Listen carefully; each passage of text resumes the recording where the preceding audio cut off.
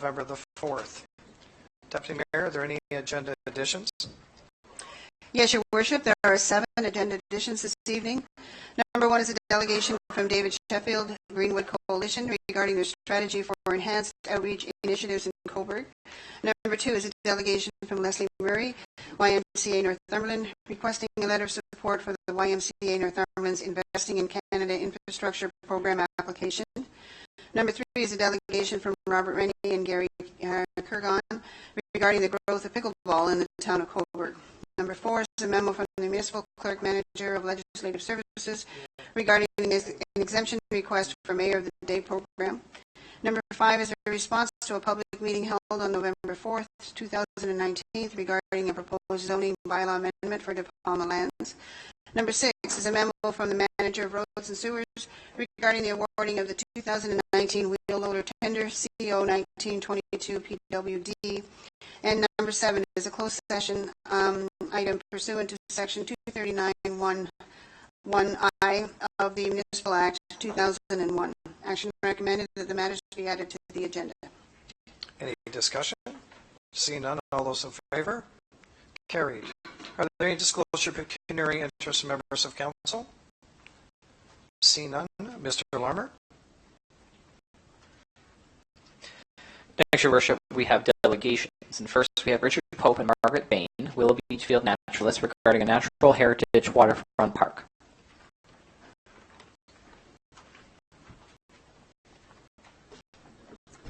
Well, Richard and Margret, again, you're no strangers to our council chambers. I do want to thank you both for sending the information prior to council to do their own self-reflection on the material. And just remind you, as we proceed through delegations, we'll try to hold you certainly to that 10-minute window. So with that, welcome, and we look forward to your presentation. I know Mr. Larmer is hoping to use his new hook, but I don't think it's going to happen. I'm 10 minutes and 13 and a half seconds, according to my wife. So, anyway, Your Worship, Madame Deputy Mayor, honored councillors, staff, and members of the media, and last but not least, the honorable and fairly large peanut gallery.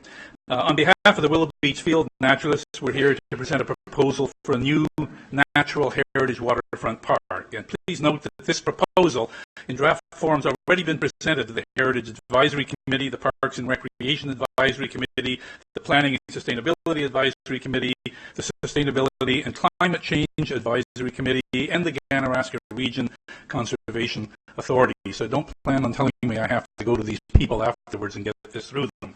The purpose of this proposal is to encourage Council to create a natural heritage waterfront park comprising the west side of the centre pier, where the benches and the little gazebos are, in our heritage harbour, and the shore from the centre pier west and south of the paved parking area over to the headland, the entire west headland, north to the south end of the boat storage area, the ecology garden, and the west beach, north and west to the private property lines.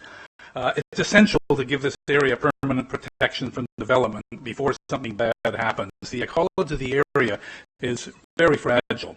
The park's master plan already proposes that the West Beach lands and boardwalk and the ecology garden be reclassified as nature parks. The waterfront user needs assessment also recommends that we preserve the West Headland and the West Beach as a naturalized area. And what we want to do is make this vision permanent, because the area is almost a de facto park already through public usage. What we're proposing to do is also include the west side of the centre pier and the area west from the centre pier to the West Headland, which would protect our beloved West Harbour and would make one unified natural heritage park of all these contiguous properties. The park's master plan says that the focus of nature parks is conservation, nature appreciation, and interpretation. It says these parks provide a nature-based experience in environmentally compatible passive recreation activities. And these activities we're speaking of would include sailing, canoeing, kayaking, dragon boating, fishing, walking, running, nature hiking, dog walking, birding, picnicking, photography, painting, and just sitting on benches and enjoying the view. A passive use park would be utterly compatible with the uses and activities listed by the residents of Cobourg in response to the community survey carried out by the park's master plan. This new park would be designed to answer all the objectives of Goal 4 of the master plan: maintain and preserve natural ecosystems, develop parks to enhance environmental integrity, protect riparian resources and enhance aquatic habitat, enhance appreciation and understanding of the environment through accommodating public access. Now, there are 5 points we should keep in mind. 1, the proposal then is totally in the spirit of the Parks Master Plan of 2013, which recommended that Cobourg, and I quote, should expand its supply of parks. 2, it reflects many of the recommendations of the Waterfront User Needs Assessment of 2018. 3, it has unprecedented community support. 4, the upfront cost is nil, and long-range costs are low. As the Parks Master Plan points out, low maintenance is characteristic of this type of park. And 5th, in terms of climate change and sustainability, creating a downtown passive use area with zero greenhouse gas emissions makes excellent sense at this time. You couldn't have a greener proposal or one that makes better sense in terms of rising water zones.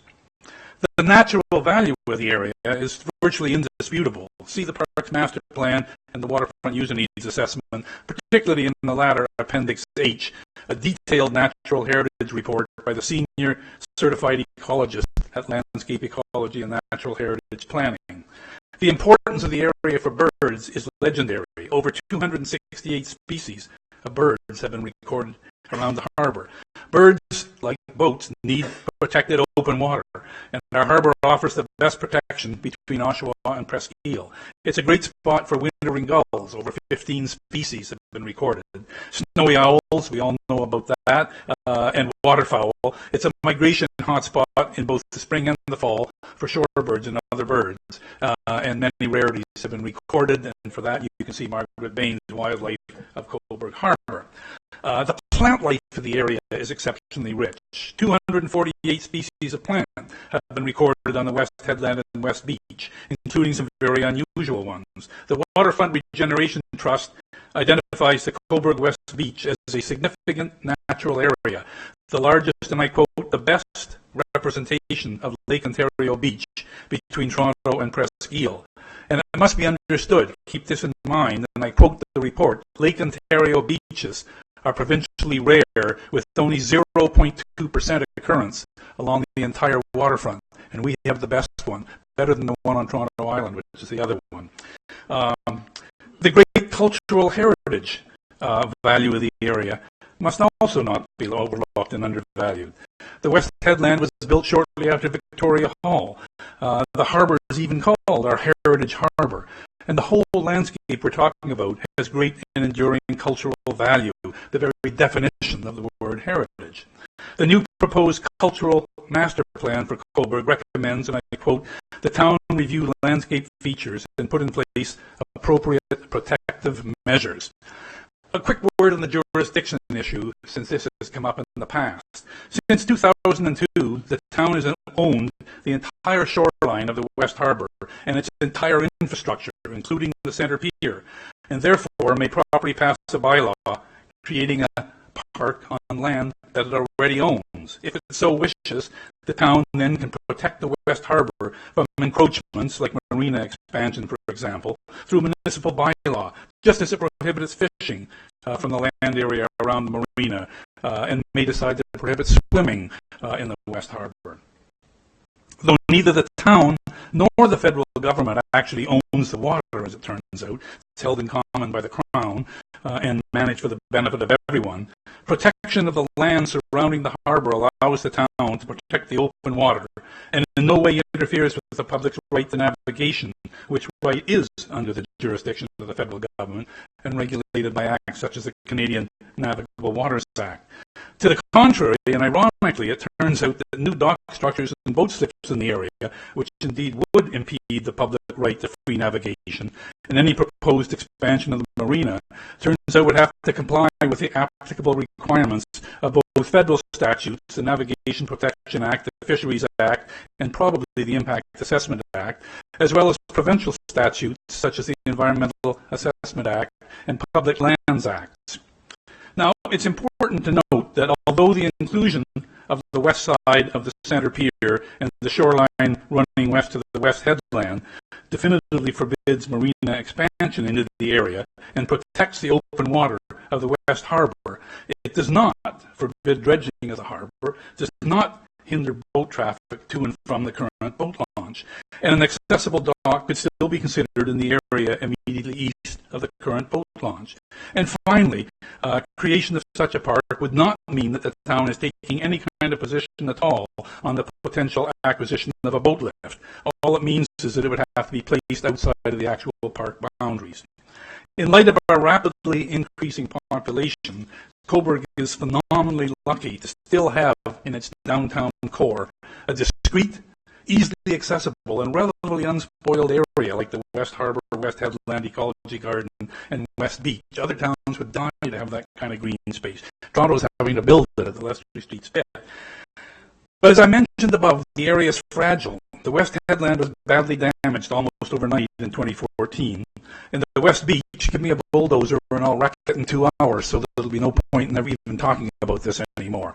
The Waterfront Regeneration Trust points out that the West Beach is high quality and relatively undisturbed by humans.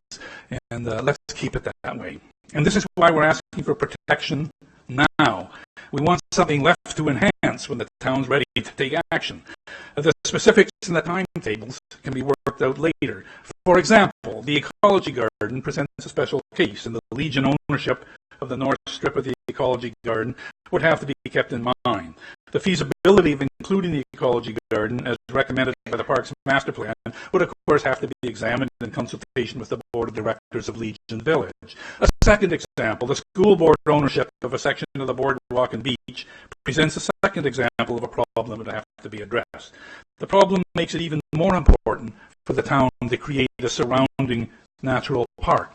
The section itself is already under severe environmental restraint from the OP and the GRCA, but creation of a surrounding park would add one more layer of protection from unwarranted development.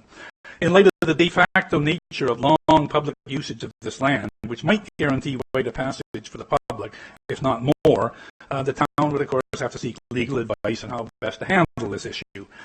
So we're asking only for protection now. We're not asking for money. We recognize that fixing the East Pier is more pressing.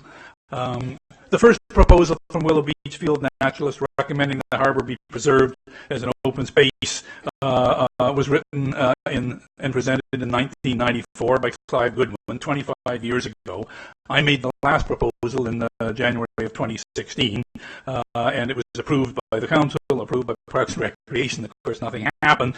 The current proposal has been vetted by 5 major committees. The 4 town committees all endorse the concept in principle, as do the Cobourg Dragon Boat and Canoe Club and the Survivor Thrivers. Ontario's provincial environmental conservation organization, Ontario Nature, fully supports the idea, as the letter appended shows.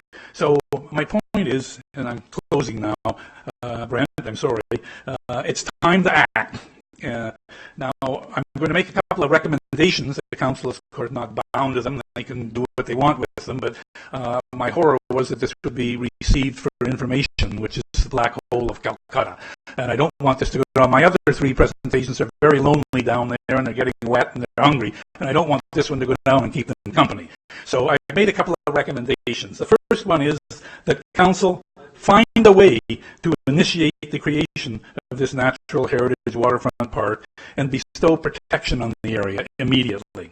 Second, that council ask the Parks and Recreation Committee, for example, working together with appropriate staff and in consultation with user groups such as the Yacht Club, Survivor Thrivers, and the Cobourg Dragon Boat and Canoe Club, to formulate a detailed proposal for the rules and regulations of such a park and draw up a list and timetable of the things that need to be done over time to allow this area to remain the jewel that it is and to enhance it. So thank you very much for your attention. We could do questions now, or we could proceed directly to our other 5 minutes, already okayed by Mr. Larmer. Which would you prefer? Your Honor. I think at this point we'll do the other. Okay. With our 2 presenters, we do allow the additional 5. We'll do that, Okay. and we'll hold questions. All right. Well, then let me introduce Dr. Bain, recent recipient of the Ontario Federal Field Ornithologist Distinguished Ornithological Award, and she will walk us through our slides.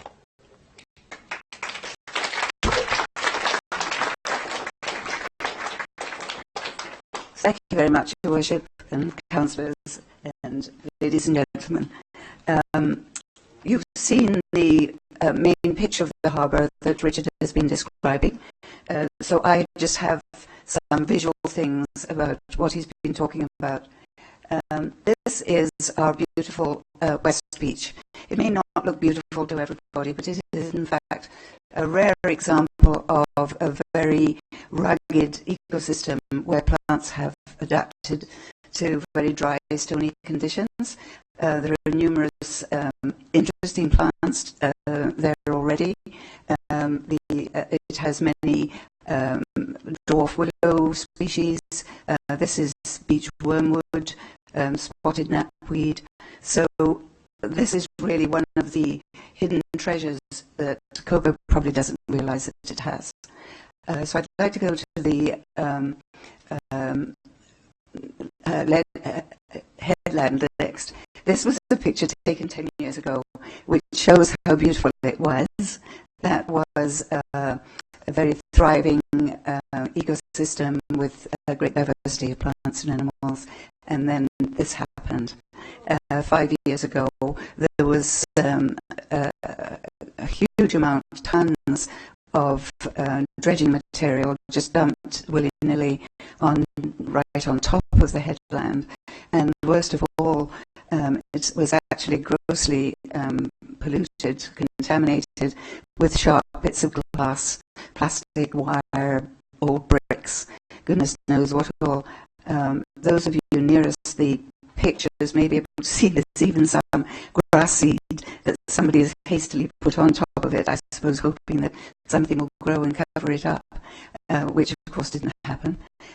Also at the south end there was a lot of very cheap and nasty concrete pieces that were just dumped, and some of them had pieces of plastic and metal in them as well. So after the sort of general uproar that this caused, there was a superficial clean-up, but unfortunately it seems as if whatever is left is so lacking in nutrients that nothing has really grown. I took this photograph myself about 2 weeks ago, so after 5 years, as you can see, really it's not much better off than it was when the dumping occurred. And that's in direct contrast to the area between the ecology garden and the beach, which was used as a car park. It was mowed annually for event parking until 5 years ago. So in that same space of time, it has naturally regenerated into a diverse meadow with many plants and flowers, even some self-seeded milkweed, which you know that the monarch butterflies love. This is the beautiful open area of the harbour. We get very excited in spring and fall when we have hundreds and thousands of migration birds passing through. These ones here in spring are called Dunlin, and they fly north to their Arctic breeding grounds, stopping off here as a critical way station for feeding up for their long flights. We had 3,000 one spring, and they were everywhere on the beach, in the air, and on the actual breakwater. The larger shorebirds you can see there are called whimbrel, and they also drop into our harbour on a very long flight. They're champion long-distance flyers because they winter in Tierra del Fuego at the south of South America and make their thousands and thousands of kilometre flights right up to our Arctic moorlands to breed. We have some quite cute shorebirds. There too, these are called ruddy turnstones, and they also are going up to enjoy the Arctic summer, but just to be a little different. They've been wintering on the west coast of Africa, so in fact most of those birds have flown across the Atlantic Ocean to get to Cobourg. We get some real stars of the bird world as well. This is an American avocet, which is just plucking a nice juicy mollusk for its breakfast. This is a beautiful harlequin duck male, and I must emphasize that all these pictures are taken in our harbour and by local photographers. Animals pass through too. I'm sure you've seen the fox, but I don't think many of you will have seen the wild mink, which like to live among the tree roots and the boulders on the headland, but they're so secretive that you hardly ever see them. So that brings me to the fact that that all sounds very summary, but the harbour is popular year-round. Just look at this photo of a packed parking lot on a very cold winter's day, full of Cobourg residents and visitors, probably Timmies in hand, just really enjoying the beautiful winter panorama that it provides. Perhaps surprised by the numbers of gulls that are there, perhaps lucky enough to see a snowy owl knocking a duck out of the air for its dinner. But mostly I think people are just enjoying the truly restful peace and tranquility of a harbour sunset. Thank you. Thank you. Are there any questions, clarification from members of the council?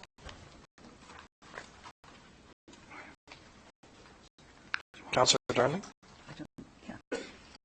Yes, thank you, Your Worship. Thank you for your presentation. Second time I've heard this one, so I'm well aware of what you are requesting.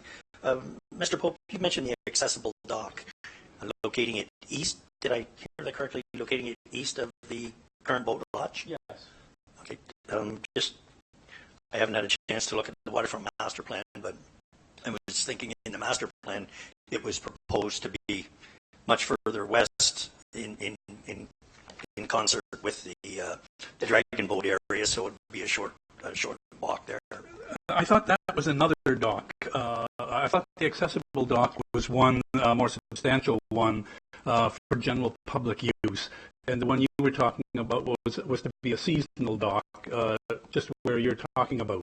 That would certainly be something we'd look at, and it certainly isn't out of the question. And these are the things that, in concert with the dragon boaters, the kayakers, and everybody, and the sailboaters, we'd have to discuss and see where the best location was for a seasonal or an accessible dock.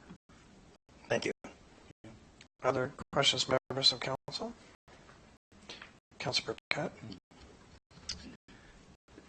Would this put any restrictions on any kind of reconfiguration of the existing boat compound as well as the Dragon Boaters compound and the yacht clubs?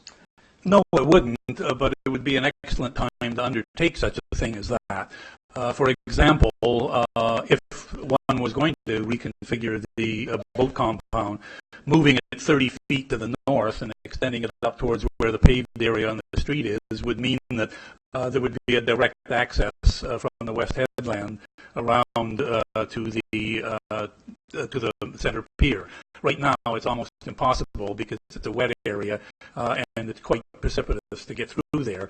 But these things would be worked out. Right now, the existing, the north end of the park we're conceiving would stop right where the boat area is. And what the town decided to do with the boat area is a completely separate issue, something that we wouldn't oppose, and we could even make suggestions on what could be done with it. But it wouldn't affect the park itself. Does that answer your question? Yes. Yeah, thank you. Councillor Beatty? Thank you, Your Worship, and thank you for your presentation. Acknowledging that I, along with Councillor Darling, am a member of the Board of Directors for the GRCA, which we received your delegation, and an action item out of that was a staff report. And to my understanding, if the staff is following the timeline, the board will be receiving that report on November 21st. Would your group be willing to refer any consideration on this topic matter until that report was received? I value the information that governing body would bring to this conversation. Yeah. I would rather not wait for that, but go ahead with the full understanding that one of the things that any committee that was cast to consider these issues, one of the first things they look at is the staff report from the GRCA. That would certainly be something that would interest everybody. But time is of the essence, and it's time we put this thing to bed. If we wait and the GRCA doesn't give us a staff report for 2 or 3 months, then it'll be Christmas, and afterwards I'll be presenting again. By that time I'll be 92, and I'm hoping not to have to do that. So what I would prefer to see is council go ahead with whatever it plans to go ahead with the full understanding that of the many things that would be taken into full consideration, a staff report from the GRCA would be foremost. Other?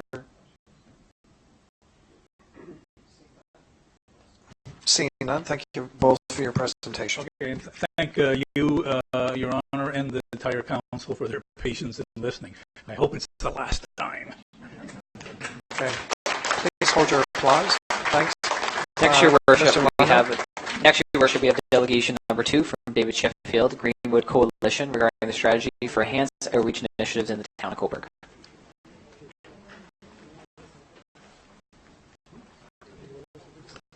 David, again, welcome. I know you're no stranger to our chambers as well, and we look forward to your presentation. Again, as a reminder, we'll try and stay within a 10-minute window if we certainly can. Thank you. Thank you. Thank you to Your Worship, Deputy Mayor, and members of Council for letting us address you this evening. My name is David Sheffield. I work for Greenwood Coalition. I'm the Community Director there. And since 2007, I've been involved in street-level outreach with folks that are disconnected and struggling in the community, living with the effects of poverty in Port Hope and Cobourg. Tonight, I'd like to make Council more aware of our activities in Cobourg. I'd like to make an offer that will increase the impact of our outreach here. And finally, I'd like to make a request for Council to consider. Greenwood Coalition is supported by community donations, not government funding. And I only mention that because organizations like Greenwood usually begin as a grassroots response to needs that are not being met by the formal system and could be better served with a more nimble community approach. The evident increase in homelessness in our community has put many people in a precarious position and has pushed some people who are experiencing drug dependency out onto our streets. In turn, some Cobourg residents have become fearful, calling for more policing or even the complete removal of neighbors who are living without shelter. At the same time, other community residents are reaching out, individually and collectively, seeking to find better answers. An example was when my coworker Nicole and I were invited to participate in the October 1st roundtable, initiated by Councillor Adam Bureau, to look at the concerns around opioid use in Cobourg. And I commend Councillor Bureau for his moral leadership in initiating this process. I attended my first fentanyl overdose 7 years ago, and while that person survived, the recent increase in opioid overdose deaths is overwhelming to those of us who are working in the field. Good evening. My name is Nicole Whitmore, and I lead our community outreach at Greenwood Coalition. We find ourselves working in a current situation of an increased use of opioids and a terrifying number of deaths by opioid poisoning. One of the most disturbing parts of what we're currently experiencing is the desperation of risky behavior of people using drugs.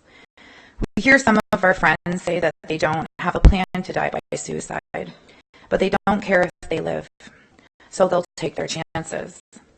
This suggests to me a hopelessness that is even deeper than the despair that leads to acting on suicide.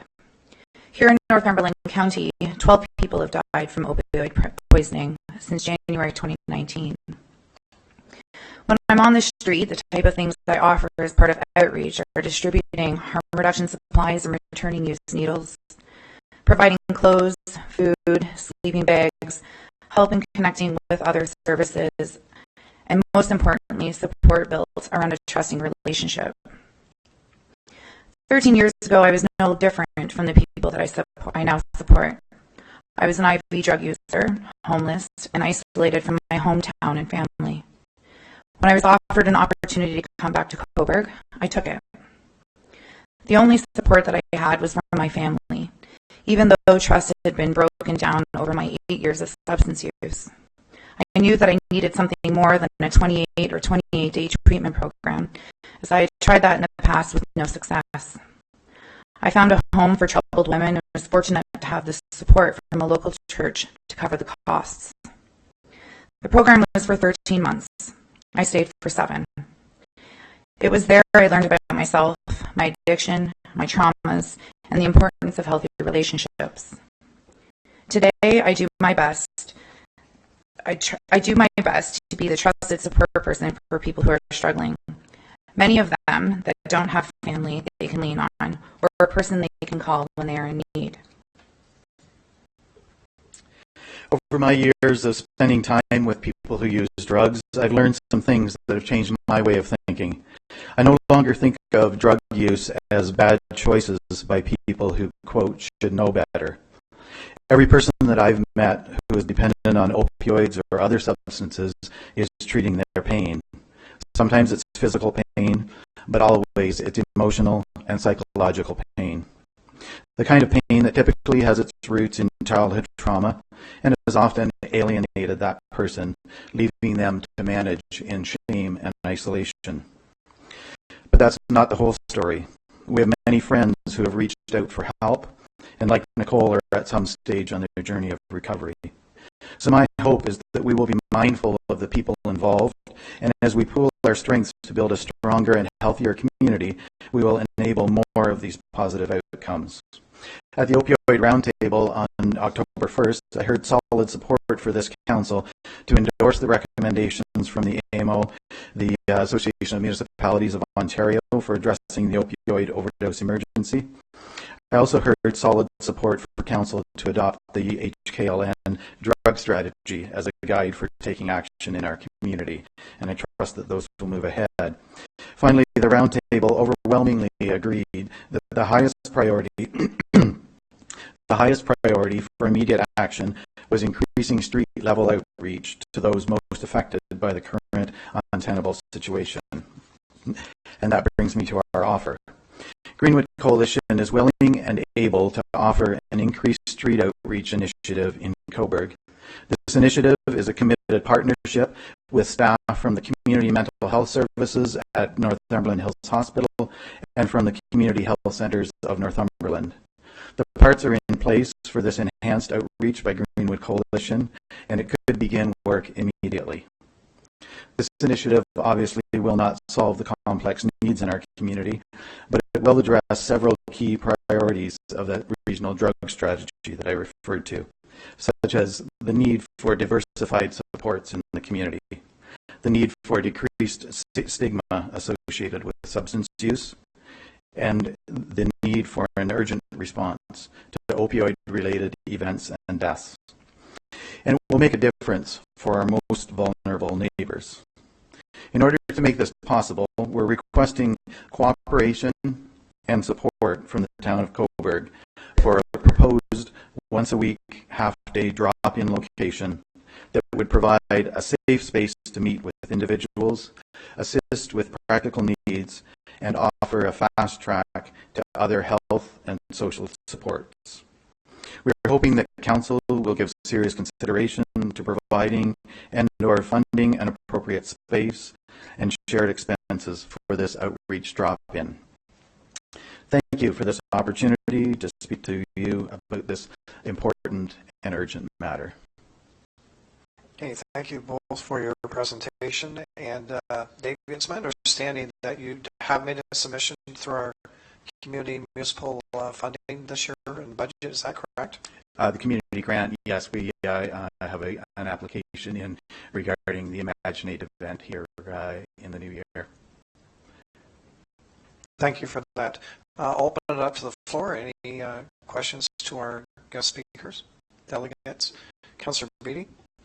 Thank you, Your Worship. I actually think we need to acknowledge and thank you for your moral leadership in dedicating your professional and personal lives to helping those along other community agencies and the Cobourg Police Service. So I thank you personally. My question to you is understanding the coordinated response and that collaborative model of care, and I appreciate that you heard that as some of the ideal deliverables from the round table. Can you enlighten council at all on other municipalities or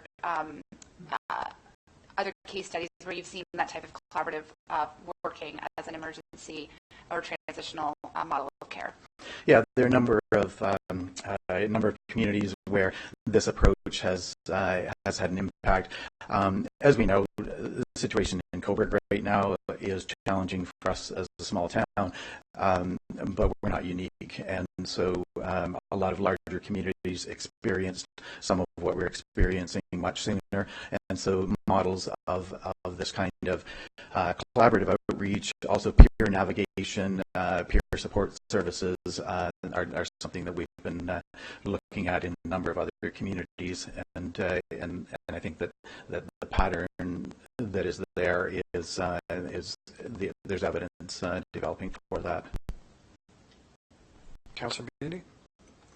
Thank you. And acknowledging the leadership work that Cobourg Police Service and some other community partners are doing in their own domain. Have you spoken to the police service in any capacity about this idea or the existing work that you're already doing in Cobourg? Yes. So in the drug strategy is based on a 4-pillar approach that includes prevention, education, treatment, also enforcement. And so that's one of the pieces. Often it's the only piece that we sort of respond to when we're concerned. So we've met with Sergeant McDonald, who's leading the new initiative by the Cobourg Police, and this fits very well with what they're initiating, and so we can see strengthening a couple of those pillars at this point, and working closely together. Over the years, we've worked with the police services in Cobourg, Port Hope, and the OPP closely, and they've been we have a lot of shorthand between us. Okay. Well, just wait. I'll go to other members of council first. Other members of council, Councillor Charlie. I'd like to thank you both for your initiative on this really, really important issue. You've asked council to provide space for the half-day, once-a-week drop-in, or for funding. I'm just wondering if you could explain what kind of space ideally you would be looking for, what kind of a location, or how much funding you would be looking for. Yep. So some of this, if there's agreement in principle, we can work through, but a space minimum 300 or 400 square foot space that is a meeting point, ideally something over 500 square feet with a washroom in it, and a couple of rooms that so you can have separate things happening. That's the general approach. Really what we're looking for is something that's indoors in the winter. We're doing our work right now on the street, so the variables are there, and we recognize that this is a small piece. A half day per week isn't a huge part of the puzzle, but we think that we can do significant work during that time. But obviously, we can't commit to a whole space to full-time use. So that's on that side, and the costs I think are relatively low, probably somewhere between $500 and $1,000 a month to provide program costs in addition to whatever the space cost. Okay, other comments? If not, I'll go back. Deputy Mayor, and then I'll go back to Councillor Beattie. Thank you, David and Nicole, for your presentation. My question is, and Emily, Councillor Charlie indicated some of the costs. We all agree that this is a very serious issue for our town, but from a funding perspective, I'm wondering if, as we come closer to our budget deliberations, if you could analyze and give us a bit more detail so that we can make I will put forward a motion tonight, but it will be very basic. We need a little bit more information from you. This would have been a perfect example to come forward in the community grants application, because we only have so many areas that we can actually fund certain things, and this would fall into that. So if you could prepare that for me, I would really appreciate that as we come closer to budget deliberations. Certainly. Thank you, David. Councillor Beatty? Thank you. I actually see this as possibly being something outside of the community grant process, but so that the context of my question is, when you say you and your partners are ready to go, and obviously this does require due diligence and some exploration probably on the operational side, how quickly what would be an ideal turnaround for you to start implementing this emergency and or transitional program? So we're doing some of this work now, and so and we recognize that finding a space and securing that will take a little bit of time. But I mean, we could within a month we could be doing this enhanced program that we're talking about. So we're talking about the ability to respond. Most of the other support systems in the community are not able to respond that quickly. They're working at capacity. They're working to particular mandates, and so we're offering something that could turn around fairly quickly. And I'll add as well that we're not necessarily looking at something that is intended to run on for years either. If there's an opportunity to evolve this into another initiative, or there's a better way to do this, we're looking at something that responds to the urgent need with some urgent action. Okay. Other questions from members of council? Councillor Darling? Yes, again, thank you for your presentation. I'm thinking of a space like, are you thinking like in the downtown core, or does it matter where? Yeah, the downtown core would be ideal, and it also puts us in contact with some of the downtown businesses and people that have questions about what's going on, and we can help to be a bit of go-between with them as well. That's what I thought. Thank you. Other questions from members of council? Seeing none, thank you both for your presentation or delegation tonight. Thank you, sir. Mr. Larmer? Next, Your Worship, we have delegation number 3. This is Leslie Murray and Mark Galonski, YMCA Northumberland, requesting a letter of support for the YMCA Northumberland Investing in Canada Infrastructure Program application. Well, Leslie, I know you're a stranger, and Mark as well, being on the board. Welcome, and we look forward again to your delegation. Thank you. Good evening, Your Worship, Mayor Henderson, and members of Town Council. I'm Leslie Murray, and I'm the General Manager of HFA Facilities and Community Development at YMCA Northumberland. And with me tonight is Mark Galonski, who's a member of our Board of Directors and the Chair of our Facility Committee. We thank you for the opportunity to speak tonight on behalf of our CEO, Eunice Kirkpatrick, and our Board of Directors. Over the last 12 years, YMCA Northumberland has been strategically planning to expand and enhance our facilities to meet the growing program and service needs of our community. The YMCA has collaborated with the Town of Cobourg during this time to determine the short and projected long-term goals and needs of our community.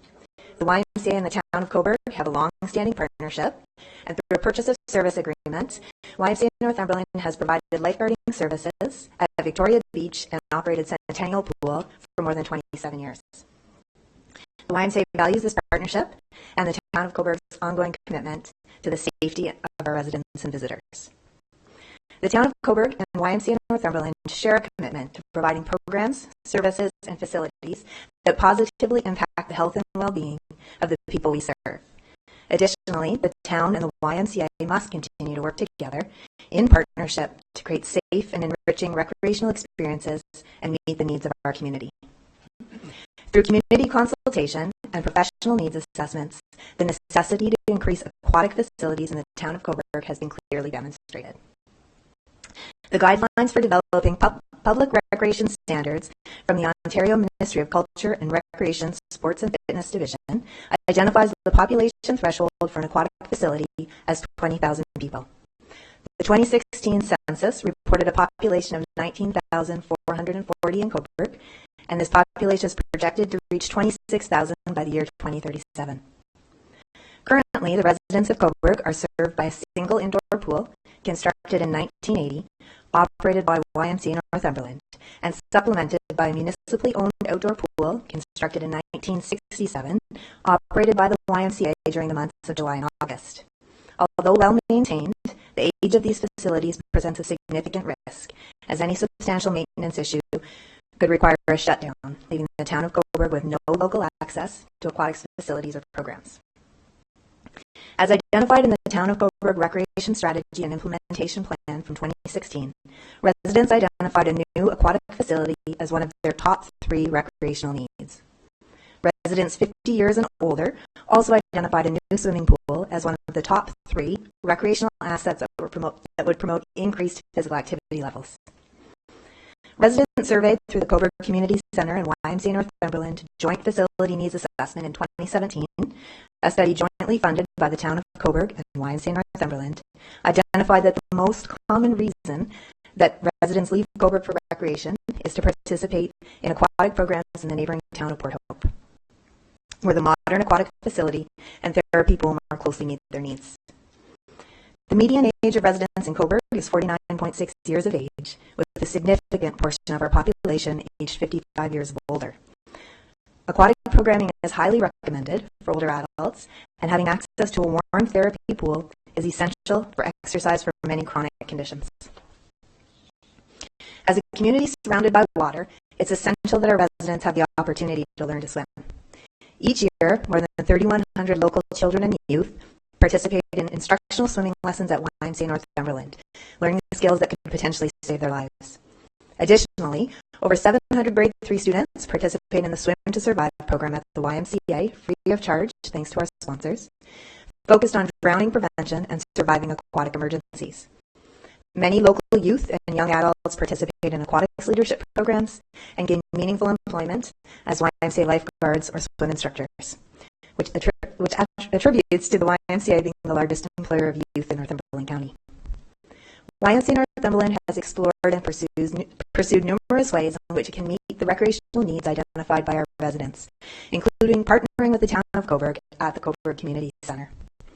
The Project Coordinating Committee, a joint committee of YMCA Northumberland staff and volunteers and Town of Cobourg employees and council, over a 2-year period, thoroughly explored the partnership model, and as outlined in the staff report made to Council on August 21st of 2017, both parties mutually concluded that it was not in the best interest of the community, that it was in the best interest of the community that the YMCA refurbish or expand its current location at 339 Elgin Street West in Cobourg.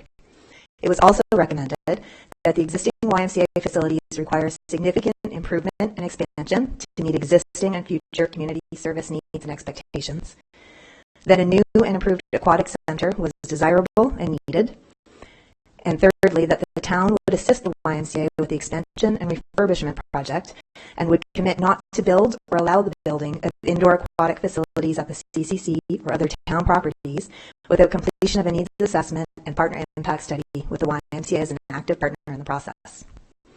Evidence clearly indicates that accessible aquatic programs that target all age groups and socioeconomic populations play a critical role in promoting active, healthy, and engaged communities, and that expanded aquatics facilities are required to meet the current and emerging health and recreational needs of the residents of the Town of Cobourg. We're here today on behalf of the CEO and Board of Directors of YMCA Northumberland to request that the Town of Cobourg continue to work collaboratively with YMCA Northumberland to respond to the needs identified by our residents. YMCA Northumberland plans to construct a new health, fitness, and aquatics facility at the current Elgin Street location, which will include 2 pools, a 25-meter lane pool, and a smaller therapy pool. This will greatly increase access to modern, appropriate aquatics facilities for everyone in Cobourg. As a registered charity, YMCA Northumberland will remain accessible to all who wish to participate through financial assistance, meaning that no one will be turned away due to an inability to pay the full fee. YMCA Northumberland is submitting an application for the Community, Culture and Recreation stream of the Investing in Canada Infrastructure Program, supported by both the provincial and the federal government, for up to 73.3% of the total project cost. And we know that this application and the likelihood of a new aquatic centre in the town of Cobourg would be strengthened by support from all levels of government, including municipal. With commitments of support from Northumberland County, Cobourg Police Services, Rebound Child and Youth Services, Cornerstone Family Violence Prevention, and the Community Training and Development Centre, support for this project from key community partners is being clearly demonstrated. Through discussions with members of the Affordable Housing Committee and Habitat for Humanity, possibilities for repurposing of the current YMCA facility are being investigated, and we're seeking ways to address urgent community needs. Having the Town of Cobourg support and validation for the need for expanded aquatics facilities for the community, as indicated in our joint needs assessment, reflects the strength of community collaboration with the likelihood of a new aquatics facility for the residents of Cobourg coming closer to being a reality. If YMCA Northumberland is successful in obtaining funding through the Investing in Canada program, we would also request that the Town of Cobourg consider extending financial support in the amount of $500,000 over 5 years, commencing in 2021. This commitment would allow the Town of Cobourg and YMCA Northumberland to collaboratively address the needs clearly identified by our community in a way that's responsible, efficient, and responsive. The YMCA has a demonstrated operational model for aquatics programs and facilities, and a long history of creating community impact through programs focused on growth of spirit, mind, and body. Ultimately, by supporting this project, we can ensure more children learn to swim and less children drown.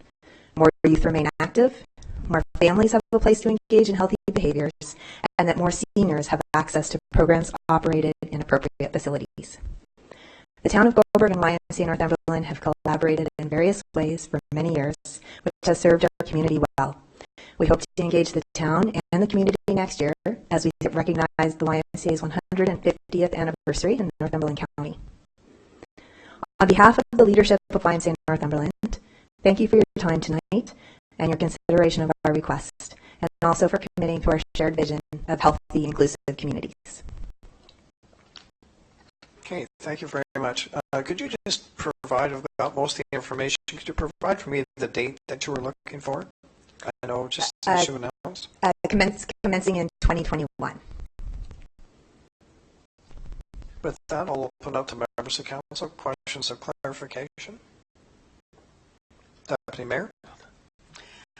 Leslie, in your research leading up to this point and leading up to your application for the infrastructure funding, you mentioned 150 years that the YMCA Northumberland has been in existence. Did you find any information going back to when the current structure was built? I understood there was a couple of expansions from the original structure, and also the partnerships that existed back then. I mean, this is probably before you were born, but I'm just trying to get a feel for the community partnership and the history of that in Northumberland and specifically in Cobourg.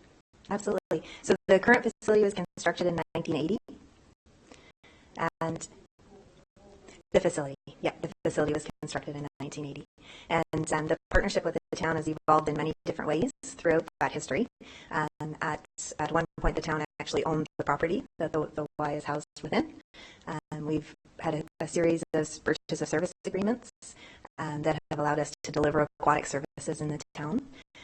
Anything you want to add, Mark? If I could, please. Yeah.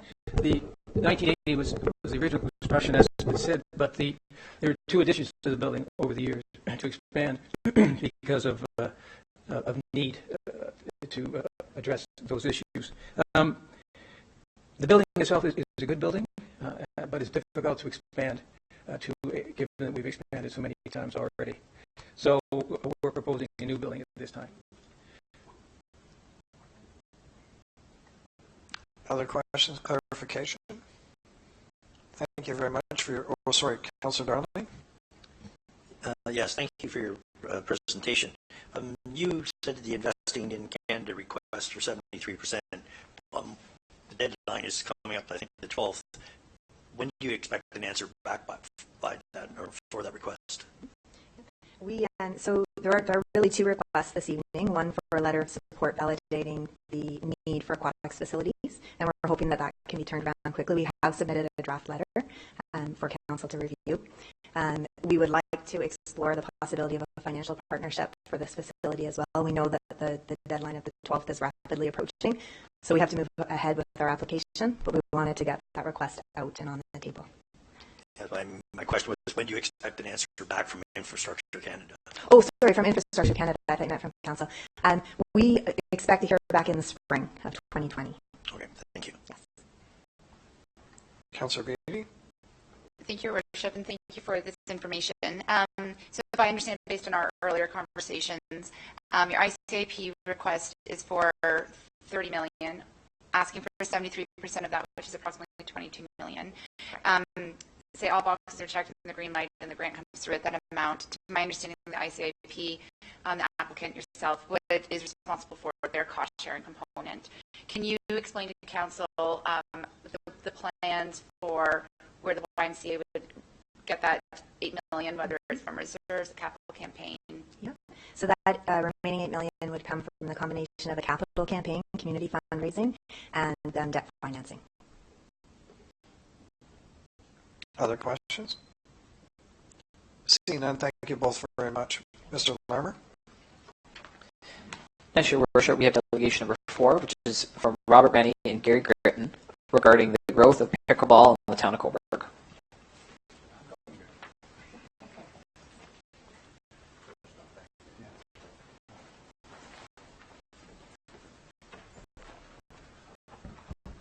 Well, Robert and Gary, welcome to our chambers, and we look forward to your delegation. Thank you. Thank you very much, Mayor, council members, for having us here. I'm Rob Rennie.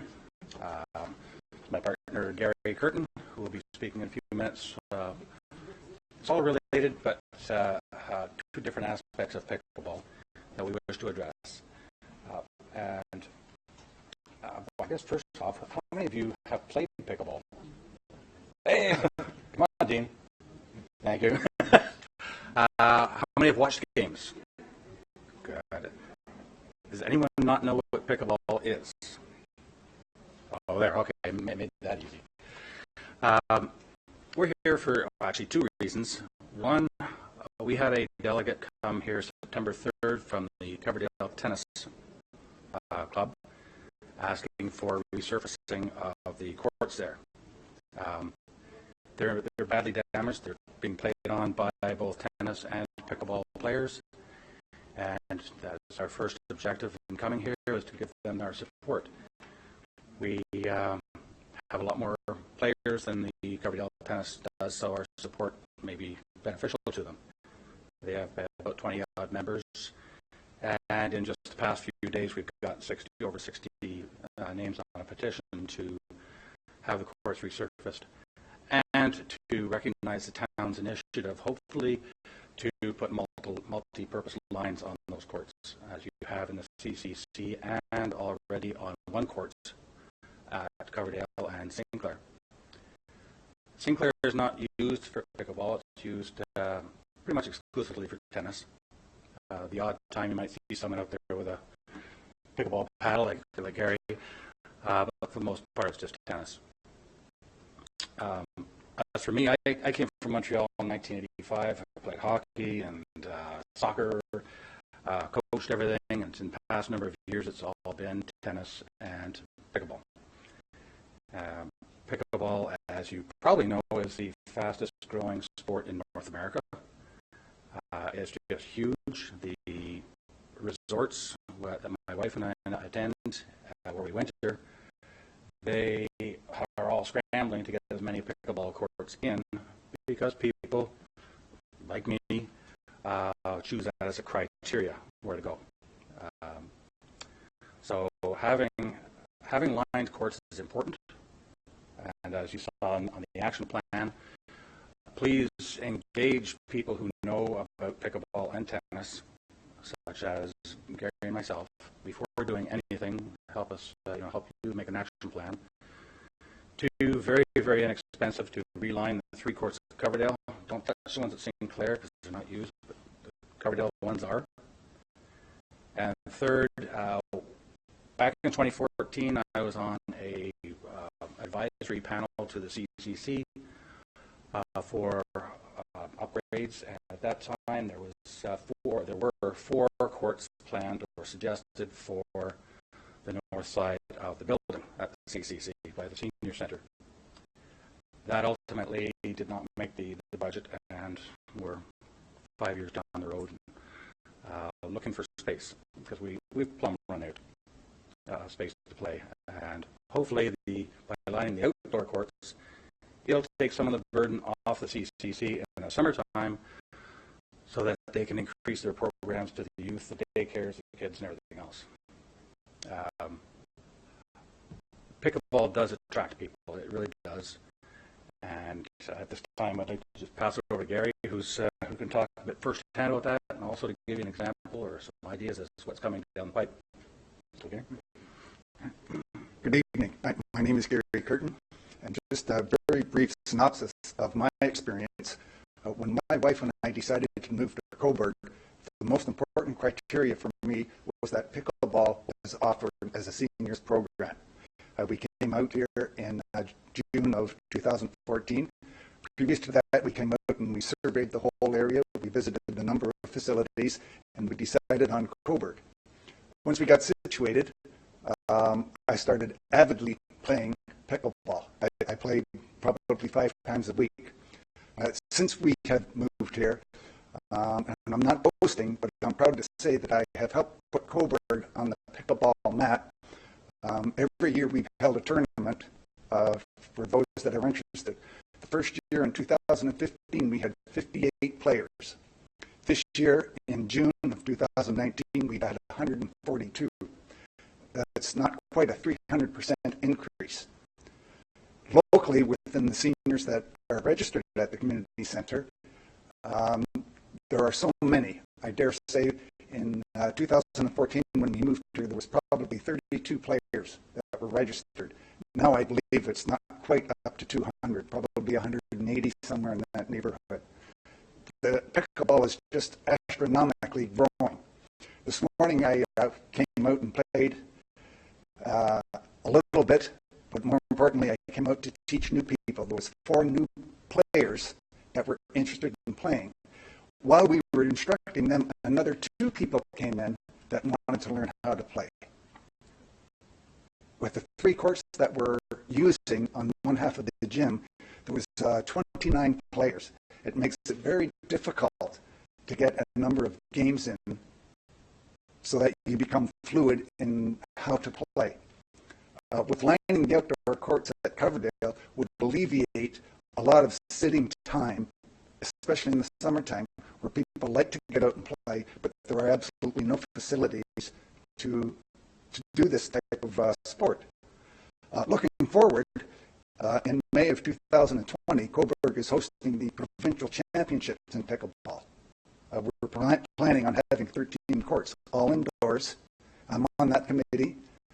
I've been instrumental, as I say, in the 5 years that I've been here in running the annual tournament that we have. And those that come back are repeat players. And there are a number of players that have played that have moved here recently because of the facilities that Cobourg offers.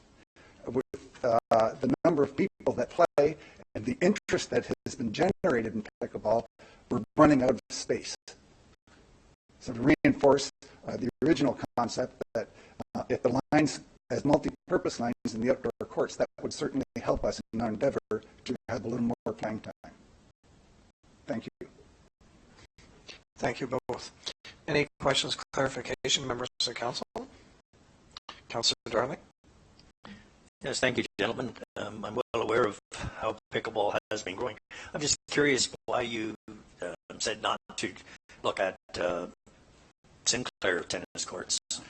You were just stressing how many courts you needed and whatnot. I realize it's a bigger ask, but would those courts be feasible for there? A number of years ago, I was working with Larry Sherwin and Flynn Flanagan, and subsequently Teresa and Therese, to look at lines. Most importantly, I worked hand in hand with the Coverdale Tennis Club to get lines drawn. And I have their minutes here that say, yeah, they're fully supportive of the multi-lined courts. Sinclair was very much against the multi-lining because Sinclair, number one, they have tennis dedicated courts that are beautiful. They're flat, they're well maintained, and they're excellent for tennis. It also, to get to the courts, you have to walk across a field. And at that time, pickleball was played almost exclusively by seniors, and seniors are not going to walk across the field. Now we're finding a lot more younger people coming, but they're still not using Sinclair Park. So we're suggesting that until such time the council make plans for more courts, we need more courts. Until that time happens, just focus on Coverdale, because that's where it's going to be used. If I may, a question for you. In your planning and discussions with Parks and Rec, have you had any discussions about developing with the town or with yourselves an MOU, which means a memorandum of understanding to use schools in their off period? Because there are certain schools that are certainly down in the summer months in particular, who have gyms that maybe could be modified or accommodated, and yet they're setting, for the most part, could be setting empty. I'm just wondering, have you explored that avenue as a possibility? Well, both Gary and I have taught pickleball at the high school level here in Cobourg. We know what the gyms are like. They require portable nets, which is not a problem. We have our own balls, paddles, all the rest of the items. To use the school facilities, I understand that we may have to have either a club status or, someone's got to pay for the custodial staff to be there. So no, we have not approached them for summer use. Not that I know of. No, we've been focused mostly on the CCC and the outdoor to alleviate the CCC. Okay, if you'd be kind enough sometime to send me, I've seen the game, but I do not know the dimensions offhand, but if you could send me the dimensions at some time, I'll have the odd conversation to see if I can get movement back to Director Huswick's department if there's any interest on that. But first, I'd have to know what you consider proper court size. So if you could do that, I'd appreciate it. Other comments? That for just one second. A pickleball court, pickleball is outdoor pickleball is quite often played on a tennis court without changing the net. The net stays where it is. There's no interference, but it requires lines about the size of a badminton court. Indoor pickleball, such as the community center, the pickleball is played on a badminton-sized court, but the net, instead of being high, it's low. So it's a very simple modification either way. And yes, I can send you information on that. Thank you for pointing that out. Questions, clarification again? Councillor Chorley? Thank you both for your presentation. Could you just clarify, currently at Coverdale, there's one tennis court that's converted to pickleball with lines. How many pickleball courts fit onto that one tennis court? And how many more would you gain at that location if lines were painted in all of the courts? Without modifying the actual court structure of the tennis there, the maximum is 3, using the 3 tennis courts and just putting lines on them, such as was done on court 3, or the one court that's there. To change it over, you could fit 10 courts on there, 10 pickleball courts, but that would be a total destruction of the tennis environment. Okay.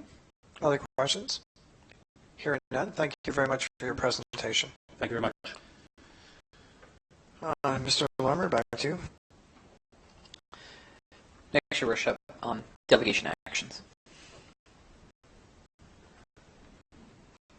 Okay, first action is Mr. Pope's. That would go to Councillor Chorley.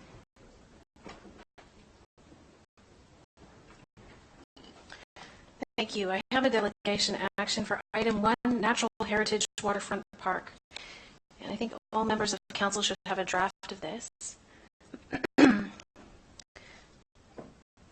So the delegation action is that council receive the delegation from Richard Pope and Margret Bain, Willow Beach Field Naturalists, for information purposes, and further that council endorse the concept of a natural heritage waterfront park in the proposed area of the West Harbour, Headland, and West Beach, and further that council proceed in considering the creation of a waterfront park, and that during this process, no changes or development activity may take place in the proposed area without council's consent.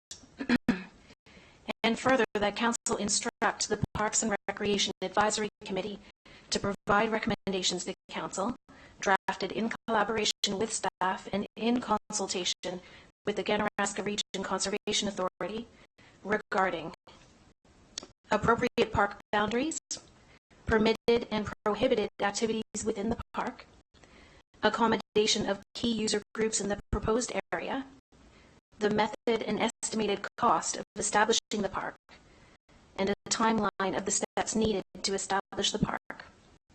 And further, that the recommendations be provided to council for consideration by August 1st, 2020. Is everybody clear on the motion before you? Councillor Burrow? Yeah, I would like to get Director Huswick's opinion on this, if he needs more time, or have you seen this motion? Through the chair, sorry. No? Is it okay if I ask Director Huswick's opinion on... Yes, you can direct it through me to Director Huswick. Oh, sorry, I thought it was through Councillor Chorley. Yes, sorry, I apologize. Through the chair to Councillor Bureau. I think from staff perspective, we would need to do a thorough review of the proposal and the motion. I think from our perspective, the town, including previous councils and staff, over the years have shown a great deal of support for the waterfront, and certainly viewed it as the jewel of this community, and that's specifically why we've invested many tens of thousands of dollars and a number of years engaging the public and engaging consultants to develop master plans for our parks and our waterfront in particular.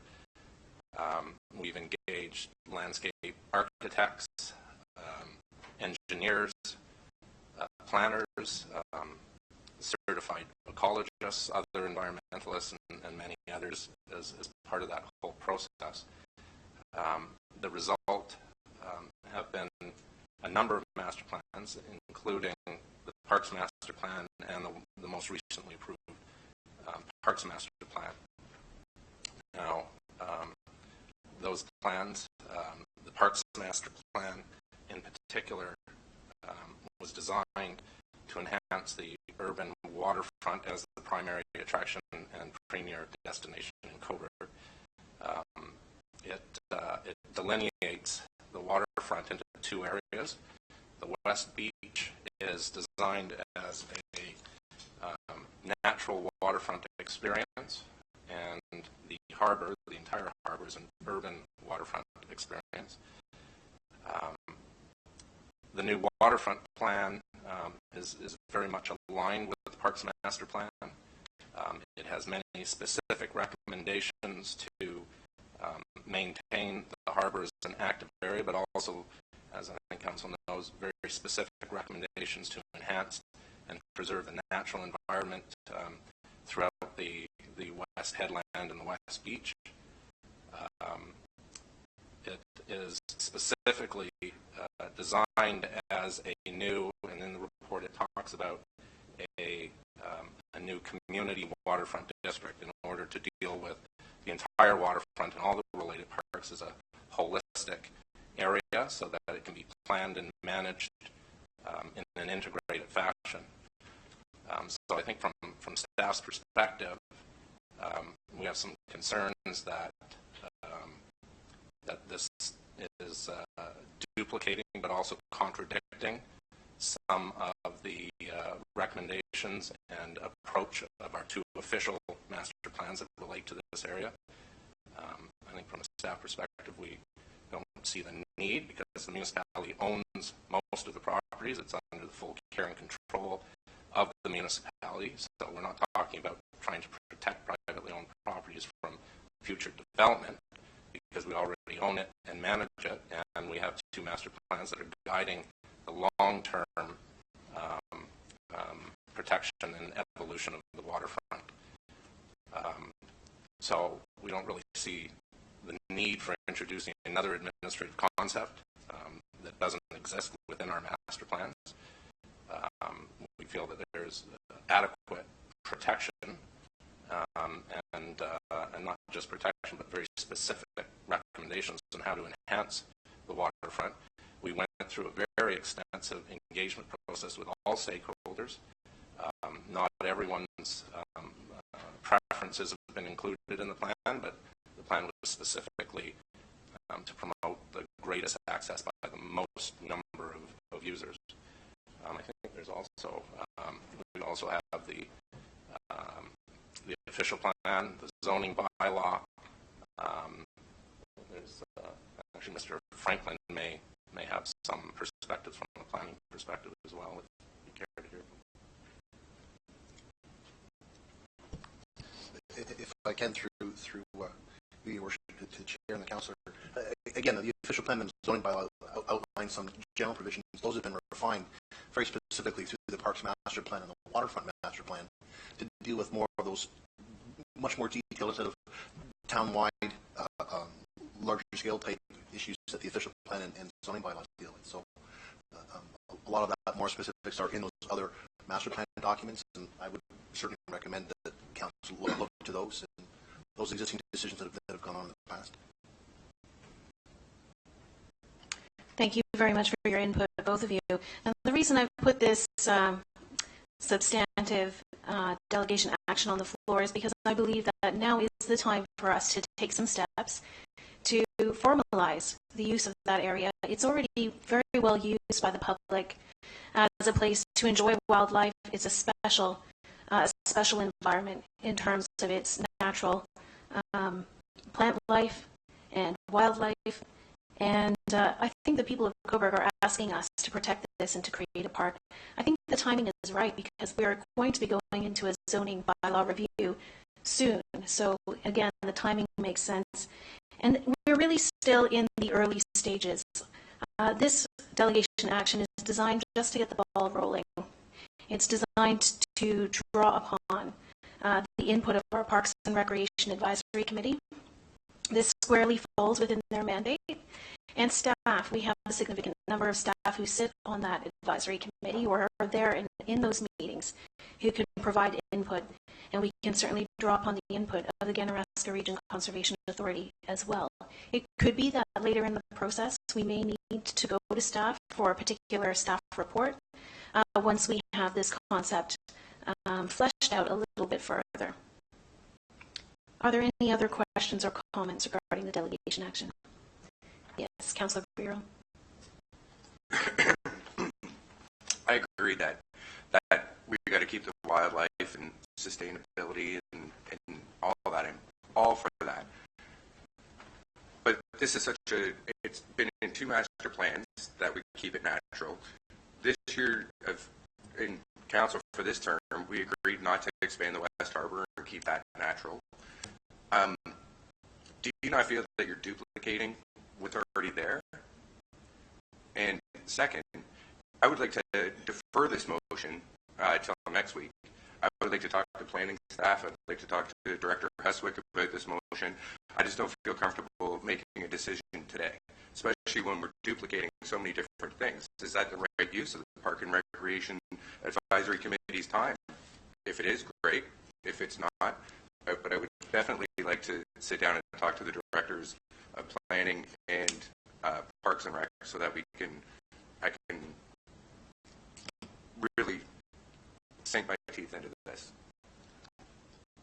Okay, thank you very much for your comments. Any other comments?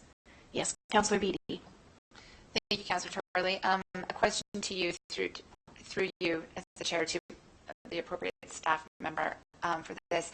And I'm assuming this would come up in the further investigation, but for my own learning, I'm assuming that designating a park over private lands to the west may or may not have legal implications that would need to be investigated further, and if so, that would be assumed in the work outlined in this motion.